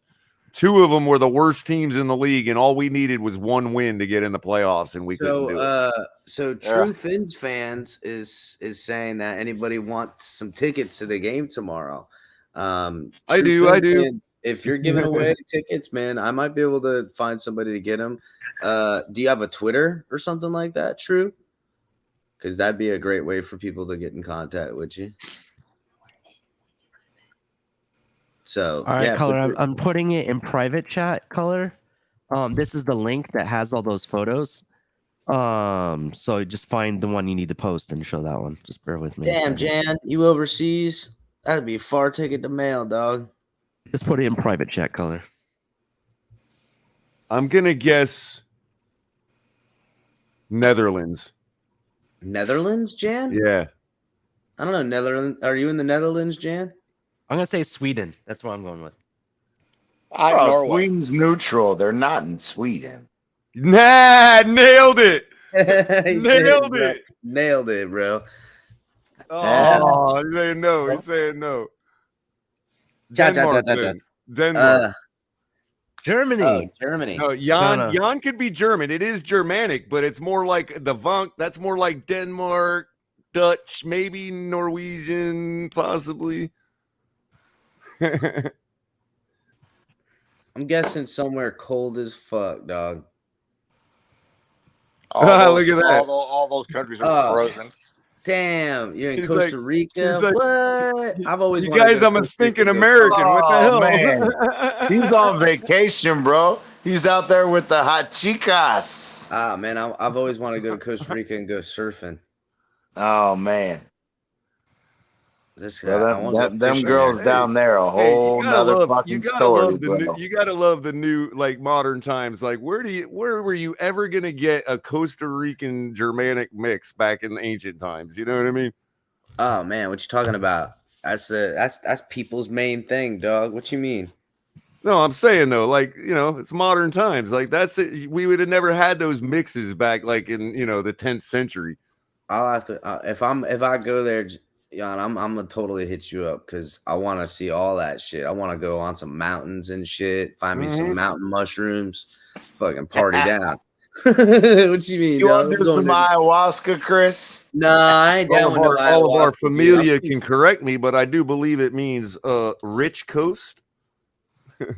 I don't for a want reason? to. Nah, I don't. No ayahuasca. I was I was picking on Roethlisberger.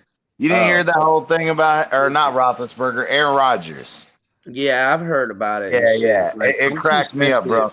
I Bro, do that. you want to go to a I'll never retreat, come get back. fucking high as shit. Leave the guy alone, bro. Stop. I can't do it. I can't. I'll never come back. I'm too sensitive. Just give me some mushrooms. I'll be good. I've been watching like this Rams Texas game. They're interviewing Cooper Kupp. He's gone Grizzly Adams. He's got the big giant beard now.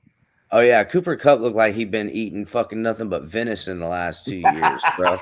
He looked like he's just straight up eating fucking elk and fucking venison. That's it. That's all that boy eat. Maybe some moose.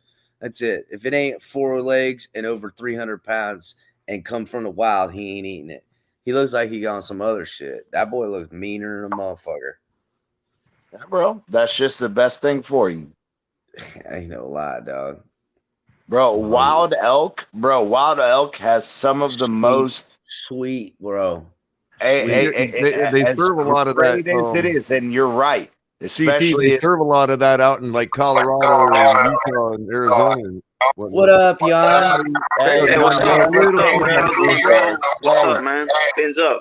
Gotta turn the YouTube off, bro. Yeah, you got some feedback coming in, Jan. Yeah, hold up a second. There you go. I got some. What's up, y'all? God bless, man. FinsUp. Elk is literally for consumable foods that the average person in the United States can consume. Bro, elk is packed with lots of protein, very low fat. Bro, it's one of the best things you can eat, especially if it's wild and natural. Ain't no lie. Bear good as fuck for you, too, for those who don't know. Well, but I was going to say that readily available. Yeah. but people don't realize that, bro. The Alaskan people, bro. Yeah, much better. The Alaskan and the northwestern areas that have bears and they eat that shit, bro. They live on average 10 to 15 years longer than people who survive off of processed foods. That ain't no lie. Everybody knows that. You encounter with the bear. I ain't gonna lie. Michelle Trubisky could be in movies. Yeah, like the Girl Next Door movie. Look up Lauren Hill, bro. Lauren Hill, bro. You guys ready to gouge your eyes out? Let's see it. Andrew Luck. Caller's favorite is Jenny Garoppolo. Jenny Garoppolo might be doable, bro. I'm kind of digging the curls, though. I'm kind of digging the curls. I like curly hair personally. Yeah, I was gonna say I kind of like Patricia Mahomes. She's really cover girl. His wife is average. We got a cover girl, ladies and gentlemen. She looks like she does gymnastics. Yeah, I was just gonna say, bro. Oh yeah, definitely U.S. Olympic team right there. Yeah, she looks like she's got that really landing hair face right and now. all that. Yeah, bro. Yeah. By the way, Doc Allen's girlfriend is a Pilates instructor, Brittany Williams. Is that Russell Wilson? Smoke show. that is Russell Wilson. Russell Wilson looks like she's fixing to take all of your money in the divorce. I was just gonna say, bro. And you get locked up for abuse, and you ain't never laid a hand on her. She looks like the fucked up part is the first 4 you just got in trouble with. The first 4 are like 8s and 9s, and then you get to that, and you're like, "That's a 6," and that is a money stealer right there, bro. God, bro. Here's the Subaru driver right here. Total Subaru driver. Drew, whatever, Breeze. I don't even know what they call it, but anyhow, that looks like a woman that's seen action and like. That looks like the girl that comes out in the Blind Side movie, bro. Not even that. I'm telling you this right now. I don't know, and it's kind of fucked up, but she looks a little young, bro. She looks a little young. All right, so they kind of. That is the worst ass arms. That is the worst Photoshop job I've ever seen. Yeah, looks like China, bro. Yeah, like what happened here? They kind of like blow her head up a little bit, match the arms, you know. They got lazy on this one. Yep. She's all disproportional. Yeah, she looks like she's finna draw some bows. The Sam Darnold one is the worst. I think. Drew Lock seriously looks like a sideline reporter. That looks like she looks like the girl from that 70s show.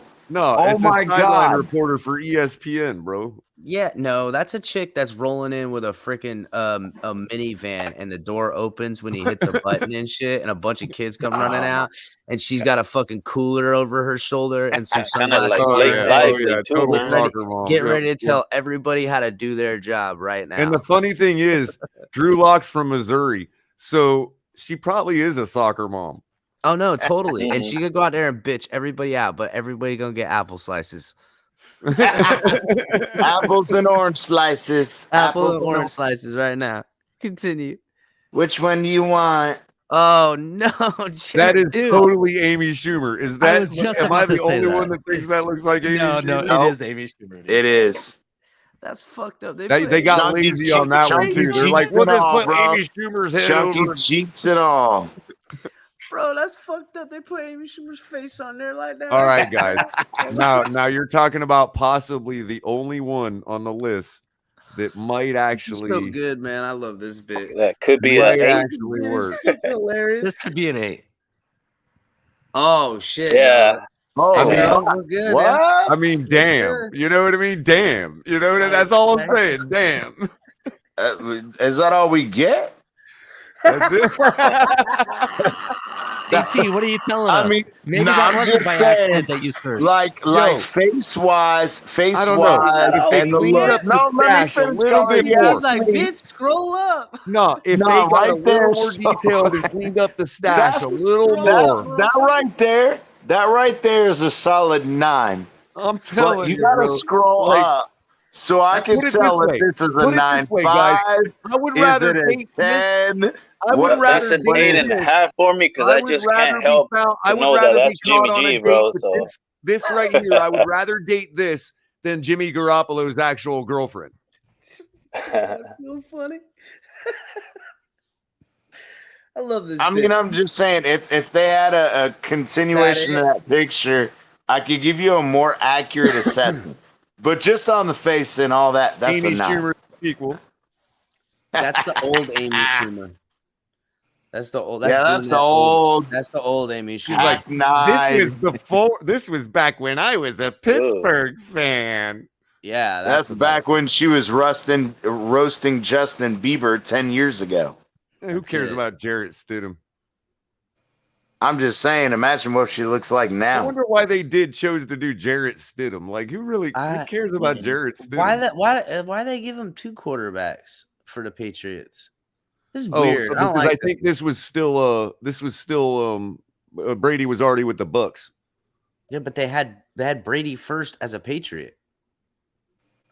Let's go back and look. See, this is some bullshit right here. Oh, Always you're the right. Look at Patriots. that. Always the motherfucking Patriots running. I some know, shit. right? Even the fucking bit. That's funny. That God. pissed me off. God, you get over yourselves, bro. Even Jeez. hot wives or ugly Leak wives. into everything, dude. God, bro. I mean, even Bill Belichick's such a fucking cheater. He's like, oh, better be 2 Patriot quarterbacks. Better put that in a Patriots uniform. Better be 2 of them, or nobody's gonna be able to watch it. Look, And Jennifer just gotta Garoppolo was bring like, it back. Just the Jennifer tease. Garoppolo was like, bitch, what? Shut the fuck up. Looks kind of like Marina Sirtis from Star Ben Trek. Roethlisberger looks like a carrot. Oh, that was exclusive footage of Jenny Garoppolo at that table. All right, continue. All right, so We're we're back to Stidham now. Yeah, get past Stidham. Oh God, here we go. There's the Subaru driver. Sorry, that's the That actual. looks like the lead singer of Aerosmith. She looks like she's got a what is it called? One of those old Woodies, and has like a surfboard on top of her car, but doesn't know how to surf. It's a Subaru. Doesn't know how to surf. Doesn't know how to surf. Always has like sand in her car. Briarwood Jeep. Flip flops. Yeah, what's There's going flip on, flops Keller? everywhere. Yeah, she got the Jeep with the 2 missing doors, but got the road rash on the side of her face. Stupid ass. Where's that fucking sound coming from? It's Is the that for you, stinking Keller? ad. Let me hit my Yeah, volume turn real that shit quick. off. Yeah, that's not me, bro. Hold on, guys. These guys are trying to leech an ad in on me with no close Just button. hit them. I got it, homie. Go ahead. I All done right. just hit the motherfucker. All right. Quiet on that shit. Damn these bastards. All right, yeah. Let me refresh. Commercial ruined it. There we go. No, we got it. We got a second. Oh yeah. Boom. How you like me now, bitches? That one had a pause button. All right. So I just paused it up here. Here we go.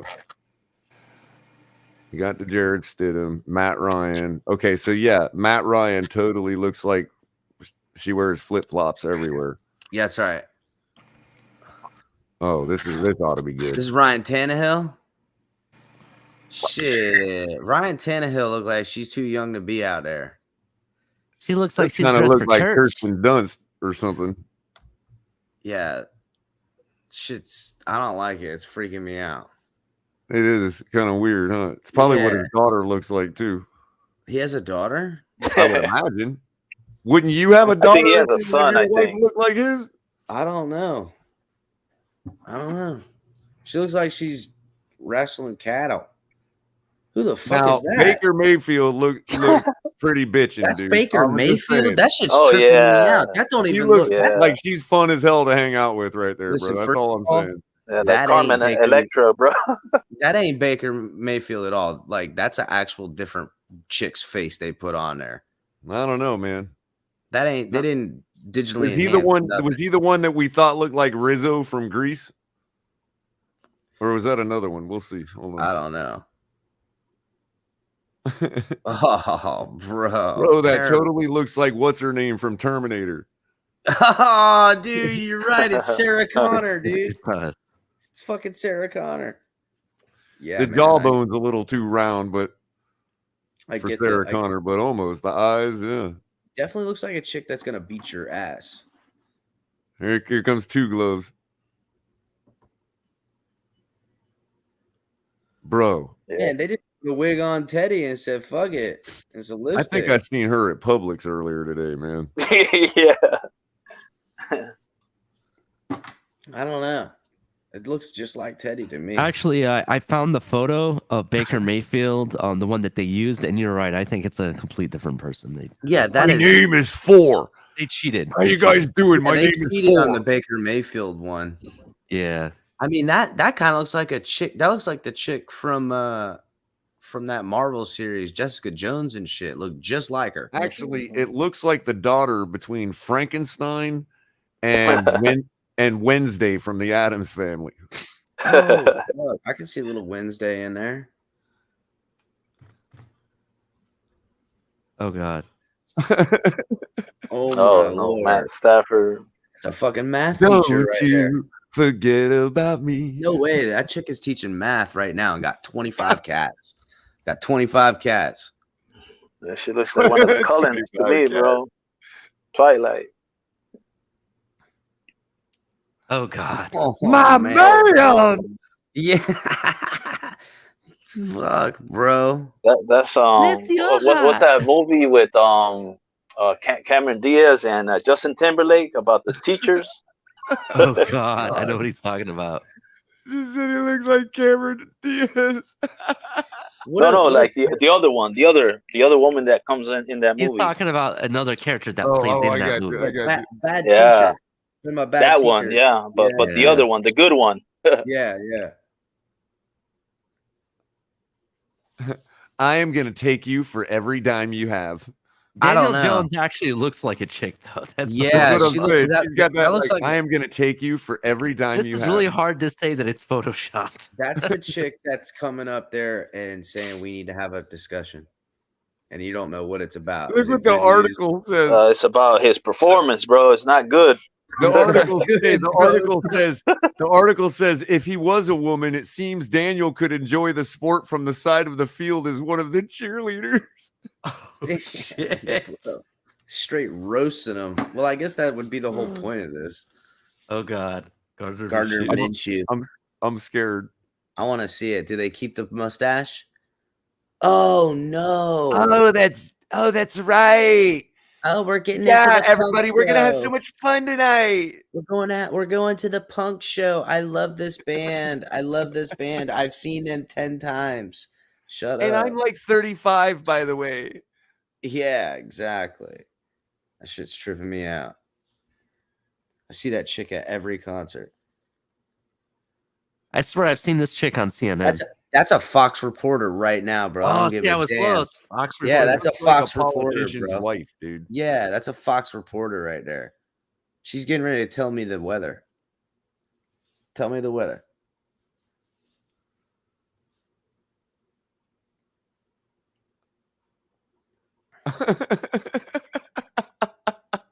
Oh, dude, that looks like a fucking real doll. That don't even look like a chick. Looks like it's a fucking one of them real dolls, dude. I don't know what those are. Wow. That's the sex dolls that they make that are like that's like it looks all plastic and stuff. It looks like it says it looks like another universe can enjoy Dak as a woman. The guy's name is Larry and he lives in an apartment all by himself. He could buy it and it comes in a box. Fucking tripping me out. Oh shit, here comes Tua. Oh wait, we already seen Tua. Go ahead. By switching his dominant hand on the field. What did this say in the article? Read the article, Color. Experts have been watching Tua ever since he stepped onto the scene. The quarterback has some impressive stats to his name and has proved himself plenty of times on the field. It looked as though Tua was set to be the center of many arguments in 19 as people thought he would be the quarterback everyone wanted on their team. Sadly, things took a turn when the player suffered a serious hip injury. However, things have since improved for the athlete since signing with the Miami Dolphins. Fun fact, Tua is naturally right-handed. However, he throws the ball with his left hand, something that has confused plenty of players on the field and worked to Tua's advantage more than once. That looks like a marine biologist at UF. So she can use her left or her right hand. That might be pretty useful if, depending on where you're sitting at the restaurant. You know what I mean? Oh, my God, no. Color. No. Yes, I do. Color. God. Okay, hold on. Before you show it, this one here is mad science. This is rough. It's like out of a science magazine. I'm just gonna show the forehead. Just the forehead? All right. Oh no. That was the worst 3D rendering I've ever seen. It's from Mean Girls. That's fucking what's her name? It, dude? Yeah, that's what I was thinking, bro. What's the chick from Mean Lindsay Girls? Lohan? That's Lindsay Lohan. You're right. Look, she's been hitting the pipe Wow. still too, bro. Holy fuck, that jaw done got meth mouth. Hey, that's Lindsay Lohan from the new version of The Exorcist. Jeez, bro. Wow, that is not reprising Linda Blair's role as the demon. That is not good. Yeah, that looks like you could win a part for the new fucking Evil Dead movie coming out or some shit. We're gonna skip over this one, guys. Yeah. Rest in peace, bro. Yeah. let's not play that. Yep. All right. So here we go. Deshaun Watson. Juanita. Damn, bro. They just fucking took away the facial hair and put a wig on him, dude. Yep. They didn't even have to take away the hair, dude. They just put a wig. Hey. They put a fucking wig on him. I got massages. Oh man, I knew you were going for it, Color. You could not, right? I mean, I had to, man. It's too easy. Deshaun Watson is terrible with this. I got 99 problems and 24 happy endings. Oh my god. Oh man, dude. This chick looks like she's about to rip somebody's head off, dude. No, dude. Burrow looks like Amber Heard straight up. I just got through sticking needles in my. No, that's Amber Heard, dude. That looks like a chick that murdered her whole family. Fucking drowned all her children and then killed her husband. It's so fucking terrible. This thing's freaking me the fuck out, dude. I don't want to look Or like at Ali says, it looks like a chick that was throwing vases at her husband from the second story. Wasn't there some YouTube chick or something in Miami that just got charges landed on her for killing her husband or boyfriend? It wasn't a YouTube chick. It was like a model or something. OnlyFans she or was something? Tanya Harding. Good one, Tanya Harding. Yeah, she was blonde, kind of looking like this too. Mm-hmm. Yep. Yeah. That's trouble in the worst kind of way. Take your life trouble right there. That's no soul in those eyes right there. When you see someone staring at you like that, you just walk away. Just walk away. Run. Don't smile. Don't say nothing. Just fucking beeline. Like just look around it, because that person's right there is looking through you. You have no soul to. That's called cerebral. That's right. No, it's called terrible. Called terrible. That's called I can literally burn holes through your eyes if you keep staring at me. I will turn you to stone. I feel like I'm turning to stone looking at it. So that's it. That's it. all. Thank God. Man, they saved the fucking most painful for last as far as hurt me, and like I'm scared now. Like I feel like I'm gonna get in trouble after all this. Dude, I feel like that's what it is. We're gonna put the one that makes it look like the chick that from prison that's out on the yard right now. Captain's gonna go to bed, and as he goes to his bedroom, he's gonna look behind the door and shit. Bro. I'm gonna have to watch a movie. He's like, I have to watch Hostel now to come down off of that. Yeah, I'm gonna have to watch. Jesus. Oh, good shit. God, not Hostile. That movie is so brutal, bro. Dude, my kid, she's 14, and she's into all those gore, dude. The gorier the movie, she wants to watch it. I mean, you were 14 the same way I was. Everybody was. My daughter, she'll be 13 in April, and or she just turned 12, so she'll be 13 next year. But she's been about that gore shit. That's what the kids are. Hey, I'm with you, Neela. I'm with you, Neela. Dude, Jimmy G. Too, man. Yeah. I mean, listen, Jimmy G didn't mess me up. Jimmy G can get it, but fucking the other ones kind of got me all shook, dude. I need like a cigarette and shit after that last. Like, shit don't fuck me up. Ah, man. So yeah, guys, we actually play a game tomorrow. We've really ran all over this motherfucker. What does everyone expect? Let's you know what? Let's do some final thoughts, man. Well, Irving, why don't you lead us off, homie? Why don't you give us what you expect to see tomorrow? I expect the Tua to play about a quarter or so. I want to see the offensive line. That's what I want to hear. I want to know what you want to see. I want to see what the offensive line does against this talented front seven with Carl Nassib and Max Crosby and Chandler Jones. That's a nice test for this front five. I like especially, yeah, man. Especially, I want to see how Connor Williams, if he starts, if he can, kind of control those snap issues to a minimum, so it doesn't disrupt the flow of the offense. I want to see how they set up the running lanes, bro. We got to get this running game going, so we can use it to open up the pass a little bit. I want to see Tyreek Hill. I want to see them. Basically Jalen Waddle, if he plays, kind of dictate the coverage a little bit, man, and see what they can do if they can open up, something underneath for the other receivers. I want to see pretty much how McDaniel can scheme these. The way he kind of did the other game. He had kind of 3 or 4 chunk plays in the other game against Tampa Bay, but I want to see him with both speedsters on the field, and with Tua at the helm. So, and I want to see the defense, bro. This is going to be a test to see where our defense is at, especially that we're facing an explosive offense. If the Raiders put their starters out there. So yeah, man, that's kind of what I want to see, man. Yeah, that sounds like, fuck, Irving, you done smacked it out of the park with that shit. That sounds like some good shit you talking there, man.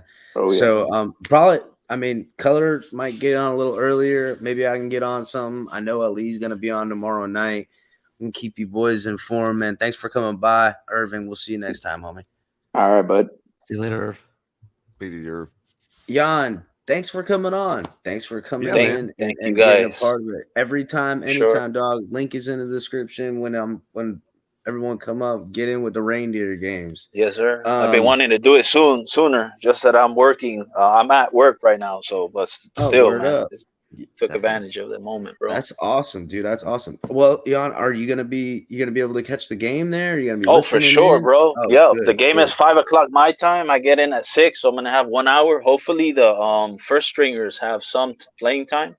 Yeah, I would love to see him. I mean, I'm a Tua guy. However, I do know that he's not consolidated yet, so he definitely does need some time to be in there and practice as much as he can. so he can start the season as best as he can.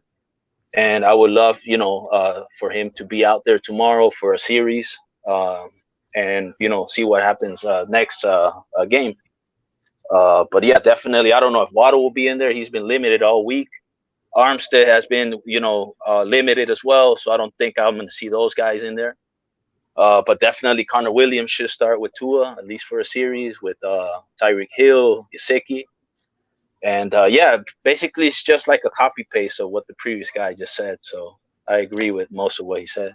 Yeah, Jan, I agree with you. I don't think we're gonna see Waddle tomorrow. I think Waddle might be out, and I do think we will see Armstead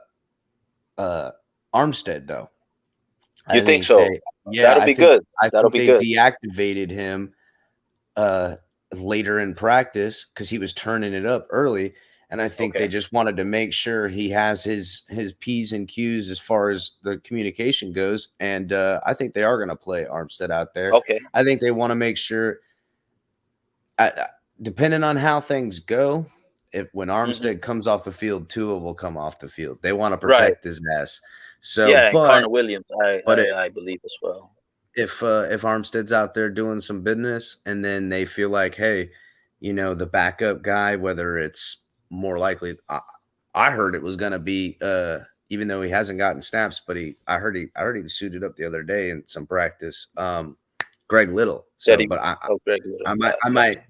I might be off on my information, but that's what I heard, that we're going to actually see him get some action this week too. But yeah, I think we're seeing the starters for sure. That'll be good. I'll be more than excited then, because I am excited. I can't wait for tomorrow. But if that is the case, I'll be more excited than what I am now. If they do get some action, bro, I definitely do want to see a little bit of action from the first stringers tomorrow.